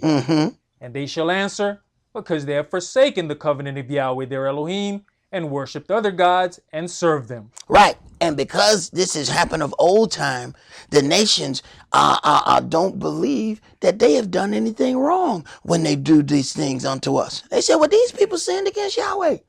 Look, we can do whatever we want to them. Yahweh took away the hedge from among these people. Go ahead. Weep you not for the dead, neither bemoan him, but weep sore for him that goes away, for he shall return no more, nor see his native country. For thus saith Yahweh, touching Shalom the son of Josiah king of Yehudah, which reigned instead of Josiah his father, which went forth out of this place, he shall not return thither any more, but he shall die in the place whither they have led him captive, and shall see this land no more. Woe unto him that builds his house by unrighteousness, and his chambers by wrong, that uses his neighbor's service without wages, and gives him not for his work. Right. When you talk about the White House and all of these things, we were made to build all of these monuments. We were made to build this country and receive absolutely no wages for that work. And the prison system is just another way of a legalized slavery. And we, even ourselves, we have been poisoned against that because we actually believe that all the people in there deserve to be in there. Go ahead. That says, I will build me a wide house and large chambers, and cut him out windows, and it is sealed with cedar and painted with vermilion. Shall you reign because you clothe yourself in cedar? Did not your father eat and drink and do judgment and justice, and then it was well with him? He judged the cause of the poor and needy, then it was well with him. Was not this to know me, says Yahweh? But your eyes and your heart are not but for your covetousness, and for to shed innocent blood, and for oppression, and for violence to do it. Right. He judged the cause of the poor and needy, then it was well with him. Was this not to know me? Now, think about what Christ said in the New Testament. He said many people are going to say, Adonai, Adonai, didn't we do all these great things in your name? And he said, get away from me, you worker of lawlessness. I never knew you. He said to do right, to do justice and judgment is to know me. So there's a whole lot of people walking around talking about Yahweh this. They talking about shalom. He's like, I don't know you. Who are you? I don't know you. Go ahead. Therefore thus said Yahweh concerning Jehoiakim the son of Josiah king of Yehudah, they shall not lament for him, saying, Ah, my brother, or Ah, sister. They shall not lament for him, saying, Ah, master, or Ah, his glory. He shall be buried with the burial of an ass, drawn and cast forth beyond the gates of Jerusalem. Go up to Lebanon, and cry, and lift up your voice in Bashan, and cry from the passages, for all your lovers are destroyed. I spake unto you in your prosperity, but you said, I will not hear. Consider, I spake to you while you still had money, but you wouldn't hear me. Do y'all understand? If we would hear while we still get money, we get to keep it. But see, after he done beat us down and took everything, then we want, oh Lord, I hear you. You should have heard me when you still had them 2 nickels. See, it's going to take a while for you to get all them pennies back now. See, now we want all the money back right away. No, you should have listened right away. Then you could have been delivered while you still had some money. But since I had to take all the money out of your pocket, because that's what make us listen. See, we got that still ear once everything working. He started taking everything away, that ear gets softer. Wait a minute, what'd you say? Wait a minute, no, I thought you said something. Man. No, I ain't saying that. No, I was talking 2 months ago. I ain't saying that now. What you hearing now? Now you ready to hear. Right. Why you weren't ready to hear in your prosperity? Go ahead. This has been your manner from your youth, that you obeyed not my voice. Mm-hmm. The wind shall eat up all your pastures, and your lovers shall go into captivity. Surely then shall you be ashamed and confounded for all your wickedness. O inhabitant of Lebanon, that maketh your nest in the cedars, how gracious shall you be when pangs come upon you, the pain as of a woman in travail. As I live, says Yahweh, though Coniah, the son of Jehoiakim, king of Yehudah, were the signet upon my right hand, yet would I pluck you thence. And I'll give you into the hand of them that seek your life, and into the hand of them whose face you feareth, even into the hand of Nebuchadrezzar, king of Babylon, and into the hand of the Chaldeans. And I'll cast you out, and your mother that bare you, into another country, where you were not born, and there shall you die. And this has been the manner of punishment given to Israel over and over, because Israel was created to be servants unto Yahweh. So the punishment given to us is going to be servitude in somebody else's land. And if we understood this, then it would cause us to want to walk in his law in a greater way. And one of the parts here, it says, the wind shall eat up your pastors and your lovers shall go into captivity. If we really did any research and found out the churches that actually own our black churches, we would understand how even the pastor is in captivity. Finding out that he needs so much of a high offering because he has to pay the other organization that actually owns the black church. And those are things that we have not considered. Let's go to Isaiah chapter 42.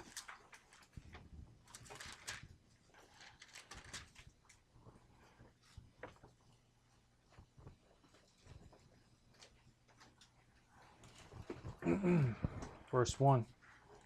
Behold my servant whom I uphold, mine elect, in whom my soul delights. I have put my spirit upon him. He shall bring forth judgment to the Gentiles. Right. And that's the thing that everybody's trying to avoid. Judgment. That's why they think they're going to go to heaven immediately. Because they're trying to avoid judgment. They're already in heaven at the funeral. And he says they're going to bring judgment to the Gentiles. Everybody say they love Christ. But the last thing they want to deal with when it comes down to Christ is righteous judgment. And that's what he's bringing.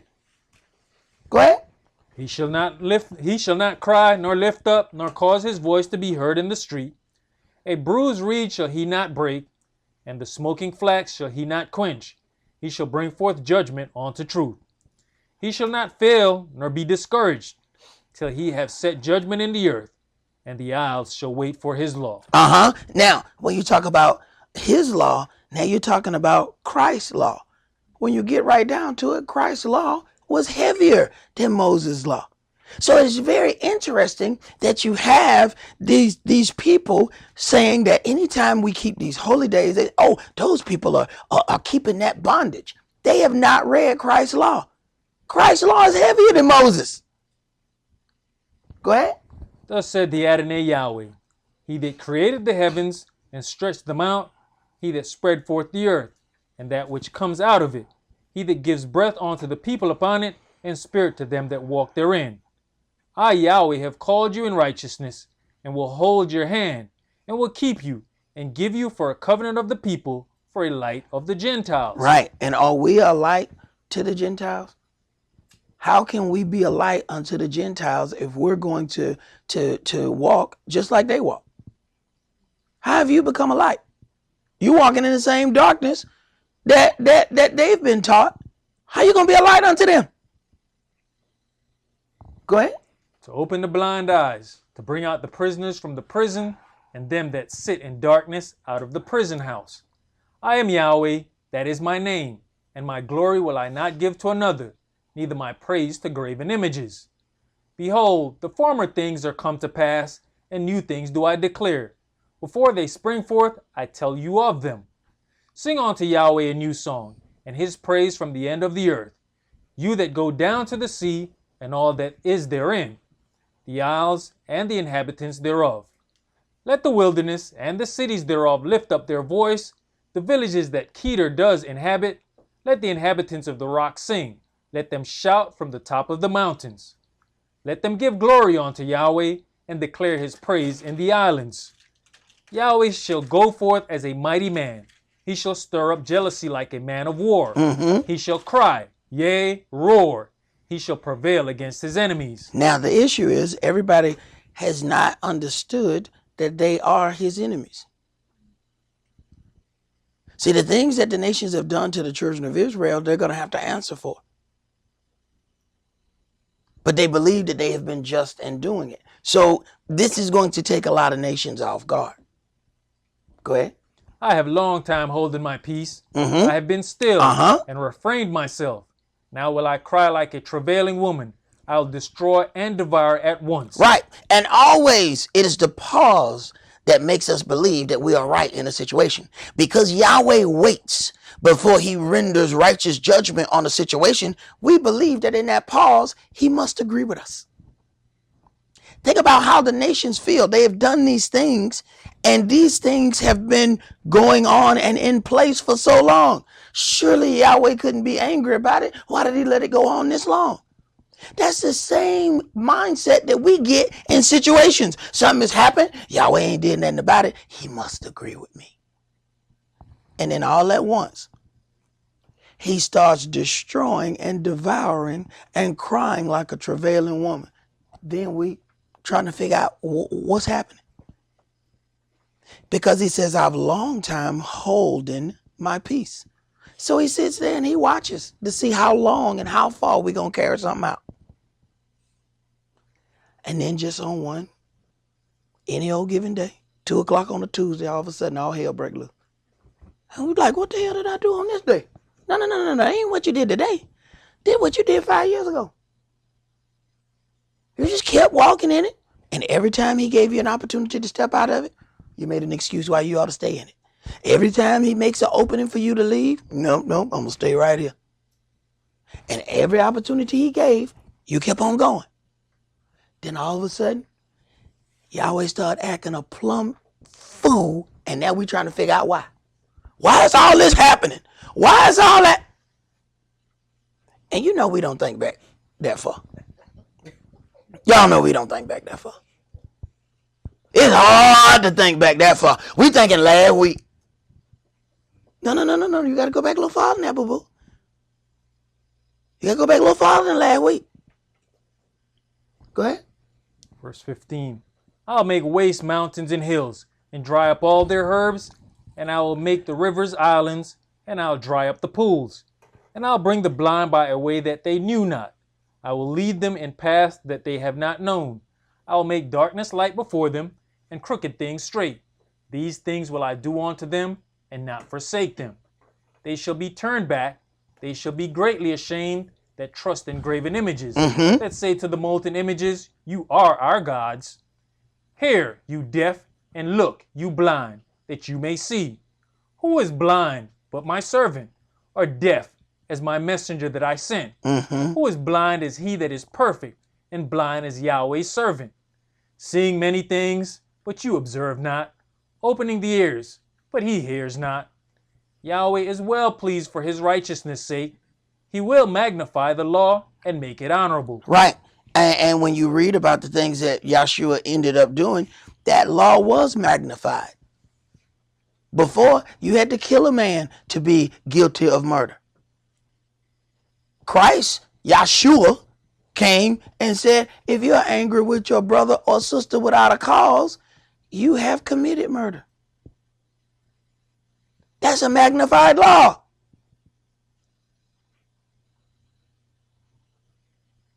And we have not considered. Sometimes we got very nice looking, smiling murderers among us. That is the sweetest little murderer I ever seen. Look at that. Right. Just smiling. Right. Angry with somebody without a cause. Murderer. Nice looking murderer. Right. Murderer. That's the Mashiach's magnified law. See?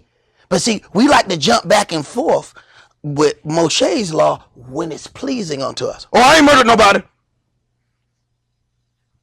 I ain't committed adultery with nobody. Well, wasn't you just lusted? Oh, well, that's different. Right? Right. That's that magnified law. See? We can't do like them other people. We're going to jump back and forth. When it get down to a situation, now we're going to deal with Moshe's law. Then when it comes to something we like, now we back in Christ's law. Because see, we got people that don't even understand that Christ has a law. That Yahshua has brought forth a magnified law. This is the prophecy of what he was going to do. We can go in the New Testament and show you where he magnified the law. Yet we got people saying the law's been nailed to the cross. We ain't got no more law. Them people over there dealing with that bondage. And it's the non-law keepers that are headed for bondage. Go ahead. But this is a people robbed and spoiled. Mm-hmm. They are all of them snared in holes, and they are hid in prison houses. Right. That's the whole purpose of this so-called Reform Alliance, is to get the people who've been hid in prison houses out. They didn't form the alliance for Jewish people. They're not in jail. We are. If they were the true Jews, then the alliance would be formed for them. The alliance was formed for us. Go ahead. They are for a prey, and none delivers. For a spoil, and none says restore. Right. The very things that we are still going through. Go ahead. Who among you will give ear to this? Who will hearken in fear for the time to come? Who gave Yaakov for a spoil, and Israel to the robbers? Did not Yahweh? Right. And that is very difficult for us to process. That as we say all of these things, it was Yahweh that has allowed these things to happen unto us. And see, people don't want to go ahead and make that, go that far with dealing with the situation. How was this able to even happen to us? Yahweh let it happen. Then you got to go to that next step. Well, why? And that's what the church would never allow us to do. The church would never go past that point. Anytime you start talking about certain things, all of a sudden it don't matter. Tithing matter, but the color of Christ don't. Wait a minute. How is it everything, you got going on, it don't matter? But then things that you like do matter. Find that very interesting. Go ahead. He against whom we have sinned. Mm-hmm. For they would not walk in his ways, neither were they obedient unto his law. Right. Not walking in the righteousness of this law is how we end up captives. Go ahead. Therefore he has poured upon him the fury of his anger and the strength of battle, and it has set him on fire round about. Yet he knew not, and it burned him, yet he laid it not to heart. Consider that. All of the things have happened unto us, and we still don't lay it to heart as to why it has happened. You have all of these alliances. People get together. They have all these forums. They do all of these things to try to figure out why we are in the situation that we're in. And none of them lay to heart that it is because we will not walk in the righteousness of his law. And these are very educated people. Yet we will not lay it to heart. Let's go to Leviticus chapter 26.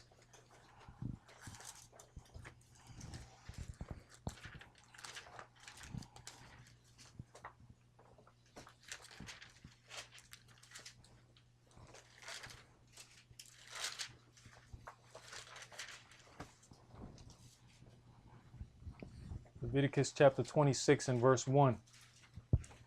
You shall make you no idols, nor graven image, neither rear you up a standing image, neither shall you set up any image of stone in your land, to bow down unto it, for I am Yahweh your Elohim. You shall keep my Sabbaths and reverence my sanctuary. I am Yahweh. Right. When it comes down to keeping Yahweh's Sabbaths and then reverencing his sanctuary, that means there's supposed to be a certain amount of respect for the place where Yahweh chose to place his name there. There should be a certain amount of things that enters our mind when dealing with these things. You shall keep my Sabbaths. The Sabbaths are not just the weekly Sabbath. We have holy days. Those are Sabbaths. You look and you find out you have people who call themselves Hebrews and they don't keep any of his holy Sabbaths. You come towards certain holy days, they ain't even dealing with that. Go ahead. If you walk in my statutes and keep my commandments and do them, then I will give you rain in due season, and the land shall yield her increase, and the trees of the field shall yield their fruit. And your threshing shall reach on to the vintage, and the vintage shall reach on to the sowing time, and you shall eat your bread to the full, and dwell in your land safely. And I'll give peace in the land, and you shall lie down, and none shall make you afraid. And I'll rid evil beasts out of the land, neither shall the sword go through your land. And you shall chase your enemies, and they shall fall before you by the sword. And 5 of you shall chase 100, and 100 of you shall put 10,000 to flight. And your enemies shall fall before you by the sword. And you consider how all of the power of the nations have been used against us. And then if we walk in the righteousness of Yahweh's law, then we get our power back. Then we don't take off running and running away from those things. They take off running away from us. Go ahead. For I will have respect unto you, and make you fruitful, and multiply you, and establish my covenant with you. And you shall eat old store, and bring forth the old because of the new. And I will set my tabernacle among you, and my soul shall not abhor you. And I will walk among you, and will be your Elohim, and you shall be my people. I am Yahweh your Elohim, which brought you forth out of the land of Egypt, that you should not be their bondmen. And I have broken the bands of your yoke, and made you go upright. But if you will not hearken unto me, and will not do all these commandments, and if you shall despise my statutes, or if your soul abhor my judgments, so that you will not do all my commandments, but that you break my covenant, I also will do this unto you. I will even appoint over you terror, consumption, and the burning ague, that shall consume the eyes and cause sorrow of heart, and you shall sow your seed in vain, for your enemies shall eat it. And I will set my face against you, and you shall be slain before your enemies. They that hate you shall reign over you, and you shall flee when none pursues you. So right off the rip, if you don't do what Yahweh says, we're going to be captives. They're going to reign over you. First punishment right off the gate. You were created to be servants, but we were created to be Yahweh's servants. But if we don't serve Yahweh, then we're going to be servants to the nations. This is a question that Sunday morning couldn't answer. Go ahead. And if you will not yet for all this hearken unto me, then I will punish you 7 times more for your sins. So now he goes on another level. So that there's punishment giving in levels based on at what point we hear, which is exactly what I was saying earlier. He says, I come to you in your prosperity. But we got that iron ear when we think we got it going on. It's hard to penetrate that ear when we think we got it going on. Take away a few of them things and the ear gets softer. See? Give a few more ailments in the body. The ear gets softer. See? The knee start hurting, the ankle start doing some funny stuff. Start leaning to the left a little bit more than usual.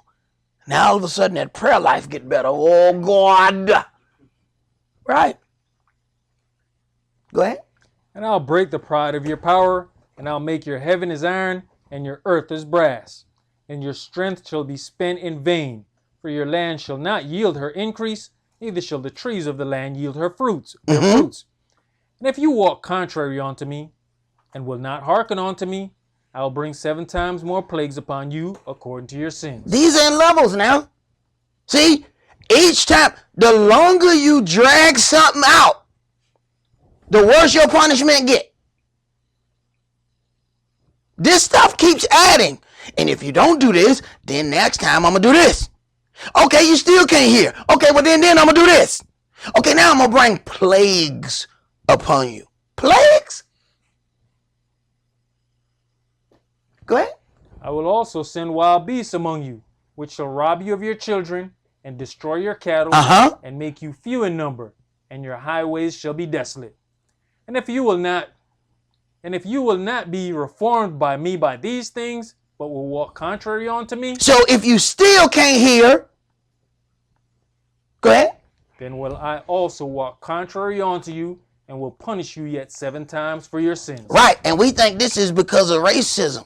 That, this because we black, we going through all this. No, this because you Hebrew and you won't walk in your law.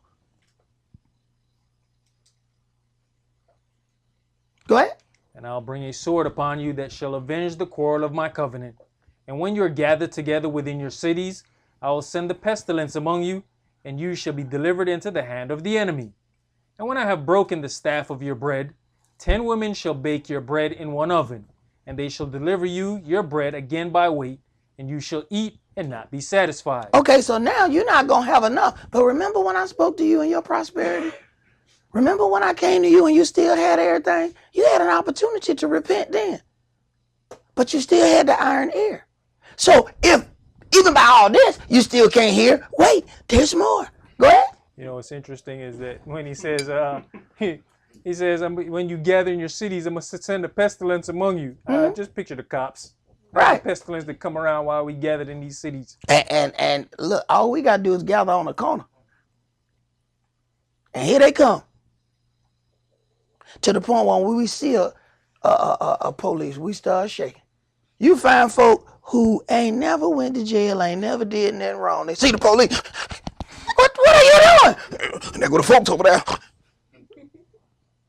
Okay, you go to work every day. What the hell are you shaking for? But see, we know that's the biggest gang on the street right there. And they all agree with each other when they do dirt. That, my friend, is a gang. Anytime you are forced to agree, and even when they do wrong, they come up and they back each other up with a lie. They just had 2 of them officers on trial for creating false evidence to protect some other dude who had did something else. That's a gang. That's what gangs do. Go ahead.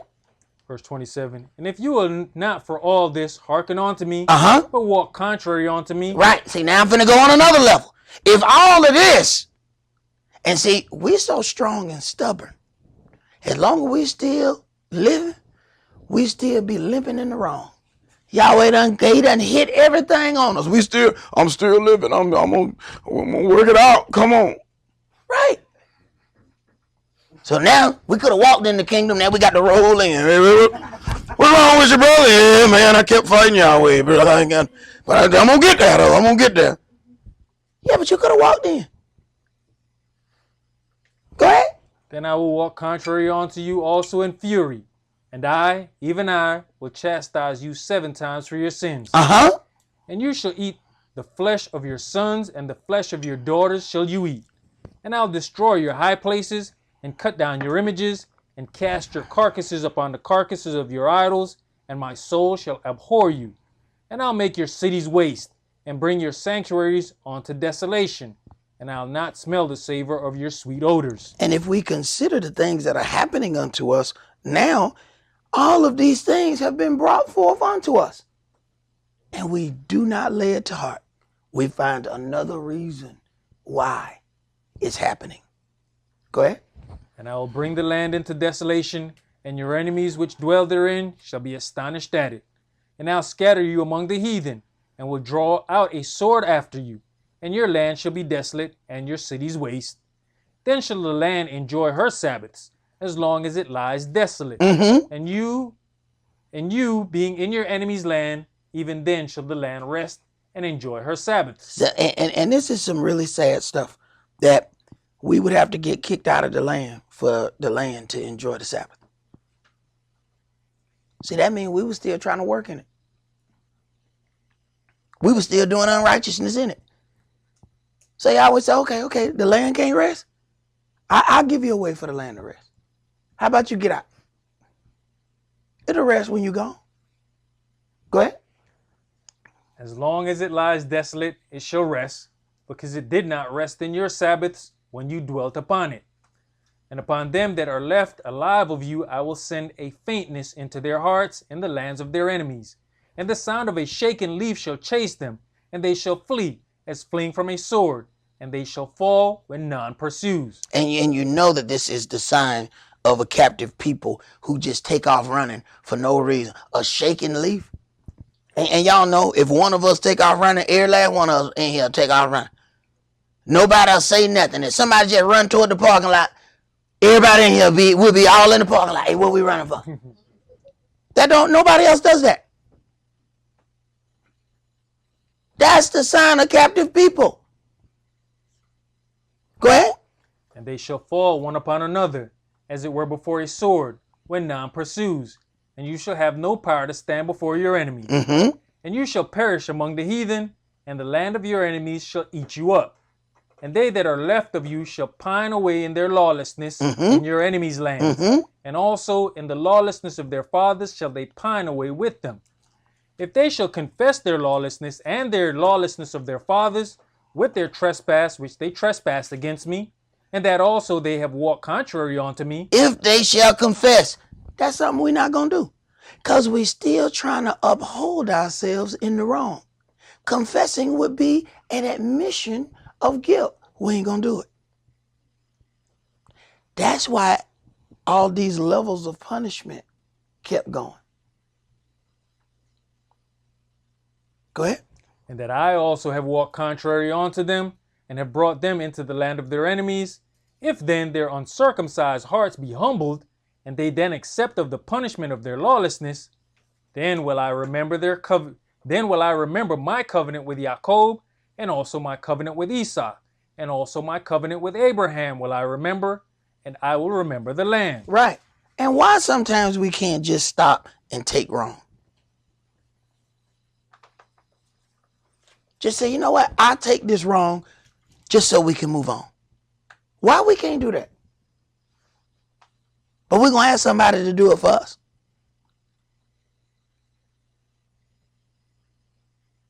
There's some things that if I didn't just say, okay, look, I'm just going to take this wrong, I would have been stuck where I was. Because I'm still worried about who right, who wrong, who did this, they got over on me, they got some stuff that I should have got, such and such. I tell you what, how about we just gonna take wrong and let's just move over from the day? If I didn't do that, I'd have been stuck somewhere on the side of the road.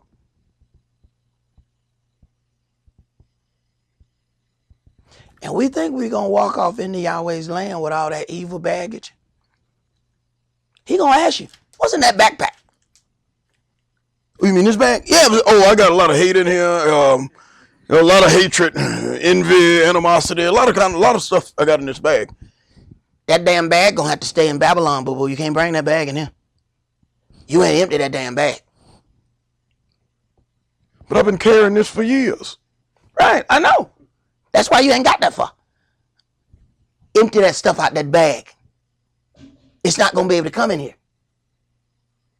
Go ahead. You got to consider that Israel, Yahshua, take wrong for a creation that he wanted. Mm-hmm. Right. He wasn't allowed to get away with it. Right. He couldn't walk away from it. He said, no, you got to take this. You got to deal with it. You wanted this. Let us make man. All right.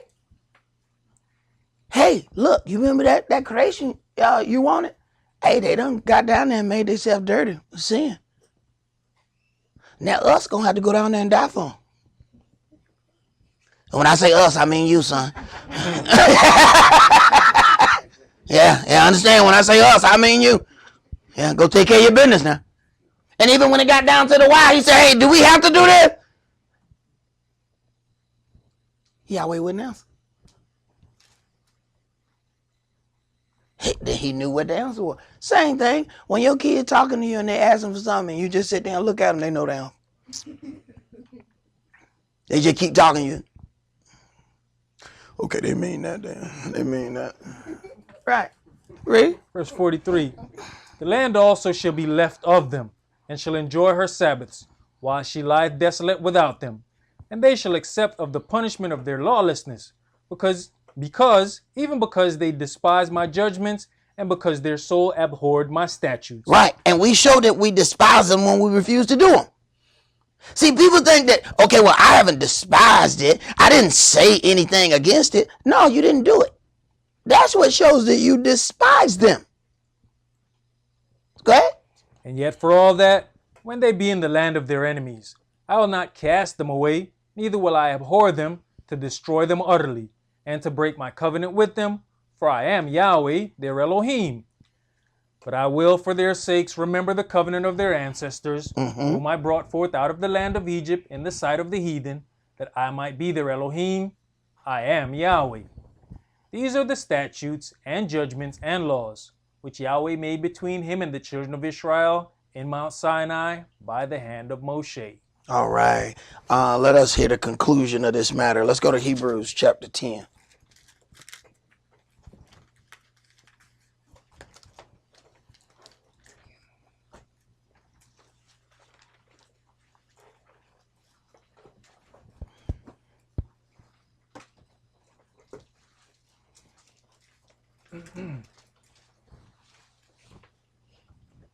Hebrews chapter 10 and verse 1. For the law having a shadow of good things to come, and not the very image of the things, can never with those sacrifices which they offered year by year continually make the comers thereunto perfect. For then would they not have ceased to be offered, because that the worshippers once purged should have had no more conscience of sins. But in those sacrifices there is a remembrance again made of sins every year. For it is not possible that the blood of bulls and of goats should take away sins. Wherefore, when he comes into the world, he says, sacrifice and offering you would not, but a body have you prepared me. Right. So then a body had to be prepared to take wrong for a wrong that he didn't commit. But we think somebody are asking us a real big thing for us to suffer wrong. You want me to just let that go? No, I ain't even gonna do that. Got too much pride for me to just let that go. Right. What if Yahshua had pride? What would we be? Go ahead, bro. In burnt offerings and sacrifices for sin, you have had no pleasure. Then said I, Lo, I come. In the volume of the book it is written of me, to do your will, O Elohim. Above when he said, sacrifice and offering and burnt offerings and offering for sin you would not, neither had pleasure therein, which are offered by the law. Then said he, Lo, I come to do your will, O Elohim. He takes away the first, that he may establish the second. By the which will we are sanctified through the offering of the body of Yahshua the Anointed One, once for all. And every priest stands daily ministering and offering oftentimes the same sacrifices, which can never take away sins. But this man, after he had offered one sacrifice for sins forever, sat down on the right hand of Elohim. From henceforth, expecting till his enemies be made his footstool. Right, because after he has shed his blood to make an atonement for the sins of the children of Israel and set forth a opening door for the rest of the world, when he returns the next time, he will not be coming in the capacity of a lamb. He came as a lamb the first time. The next time he's coming as a lion. Now he's coming for his enemies. And everybody is getting in line for whether or not they are with him or against him. And people are making those decisions whether they know it or not. They're making those decisions based on the things that they do. Go ahead. For by one offering he has perfected forever them that are sanctified. Whereof the Holy Spirit also is a witness to us. For after that he had said before, This is the covenant that I will make with them after those days, said the Adonai. I will put my laws into their hearts, and in their minds will I write them. Right. So when you're talking about the law being in your heart and in your mind, I don't need fringes everywhere for me to remember that I'm supposed to do certain things. If I need that, then that's the less that is in my heart. Go ahead. And their sins and lawlessness will I remember no more. Now where remission of these is, there is no more offering for sin. Right. So once we have this situation of Yahshua, this whole thing of animal sacrifice is set aside. Nothing that I can offer is going to be better than a sinless man. And we're not talking about a regular man either. We're talking about the spirit of the son of Elohim, Israel, who came to dwell in this body and then suffer for his own creation. Go ahead. Having therefore, brethren, boldness to enter into the holiest by the blood of Yahshua, by a new and living way, which he has consecrated for us through the veil, that is to say, his flesh, and having an high priest over the house of Elohim, let us draw near with a true heart and full assurance of faith, having our hearts sprinkled from an evil conscience, and our bodies washed with pure water. And when you get down to these things about priest and high priest, you're going to notice when you read the things of Saul and the things that are going to the Gentiles, you're not going to read anything about priest, high priest, or priesthood. You don't get to any of those things until he's dealing with the children of Israel. Until you start going and reading the things that Peter or Cephas had to say, or you start reading in the book of Hebrews and things like that, then you're going to find priest and priesthood. That ain't nothing the Euro Gentiles had to deal with. But then what we do, we get taught by people who were taught by Euro Gentiles, and then they come and teach us that there ain't no priesthood. Go ahead. Let us hold fast the profession of our faith without wavering, for he is faithful that promised. And let us consider one another to provoke unto love and to good works, not forsaking the assembly of ourselves together, as the manner of some is, but exhorting one another, and so much the more as you see the day approaching. For if we sin willfully after that we have received the knowledge of the truth, there remains no more sacrifice for sins, but a certain fearful looking for of judgment and fiery indignation which shall devour the adversary. Now wait a minute, this is talking about punishment. They said Christ loved everybody. It just love, he just love. God is love. They sing it, God is love. He's talking about fiery indignation and punishment. Go ahead. He that despised Moshe's law died without mercy under 2 or 3 witnesses. Now listen, go ahead. Of much more sorer punishment suppose you shall he be thought worthy, who has trodden underfoot the son of Elohim, and has counted the blood of the covenant wherewith he was sanctified an unholy thing, and has done despite unto the Spirit of grace. Right. How much sore punishment suppose you shall he be thought worthy, who has trodden underfoot the son of Elohim? See, we have let people tell us that old Moshe's law, that's that old mean God. This agrees with the stuff that we read earlier. Yahshua's law is harder than Moses. And we'll let some people tell us some lies. This offers a greater punishment than the punishment of Moshe's law. Go ahead. For we know him that has said, vengeance belongs unto me. I will recompense, says the Adonai. And again, the Adonai shall judge his people. It is a fearful thing to fall into the hands of the living Elohim. But call to remembrance the former days, in which, after you were illuminated, you endured a great fight of afflictions. Because, let me tell you something. After this point that we didn't come into the light, now Yahweh got to purge some things out of us. So now we have this great fight of afflictions, and we can't figure out why. And then some of us drag the affliction out because we got some stuff in there that we want to keep. Yahweh open up the bag and he takes something out and we put it back in the bag. He take it out, we put it back in the bag. So, okay, you're going to drag this fight out. I'm trying to help you, but you don't want my help. See, this great fight of affliction sometimes get dragged out unnecessarily. It ain't got to be that long. You know, you learn pretty quick when your parents come home, y'all done did something wrong. Everybody finna get a whooping. Everybody know they finna get a whooping. All right? Now you just go ahead and get ready for this whooping. But see, some folk don't react well to their whooping. So they do other stuff that get them their whooping longer.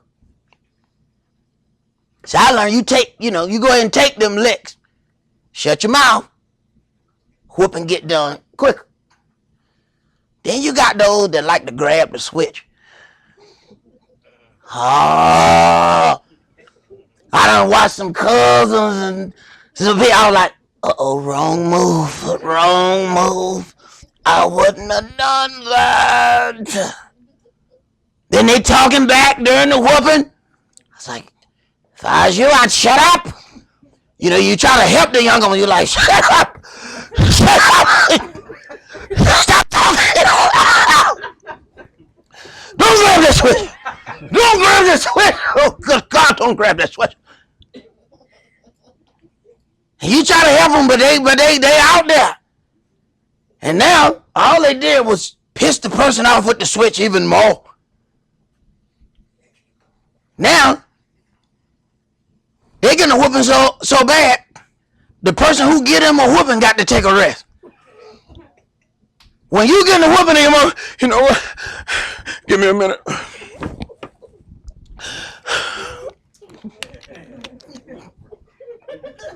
All right, I'm going back in. Yeah, whoa! See? Now you done drug this whooping out. That whooping wasn't supposed to last that long. See? But you start doing stuff that you shouldn't have done. Now this whooping is dragging out. That's what we're doing to Yahweh. And you dragging the whooping out. When all you got to do is keep your mouth closed. And be still. Take your licks and go on about your business. But that ain't what we do. Go ahead, bro. Verse 33. Partially, whilst you were made a gazing stock both by reproaches and afflictions, and partly, whilst you became companions of them that were so used. For you had compassion of me in my bonds, and took joyful the spoiling of your goods, knowing in yourselves that you have in heaven a better and an enduring substance. Cast not away therefore your confidence, which has great recompense of reward. For you have need of patience, that, after you have done the will of Elohim, you might receive the promise. You have need of patience. Look, I did good on Monday. I don't know why I haven't received it. It's Tuesday night. I did the good Monday in the morning. It was Monday morning. How long is it going to take God to get here? Right. You did a good whole 24 hours ago. Congratulations. Go ahead. For yet a little while, and he that shall come will come, and will not tarry.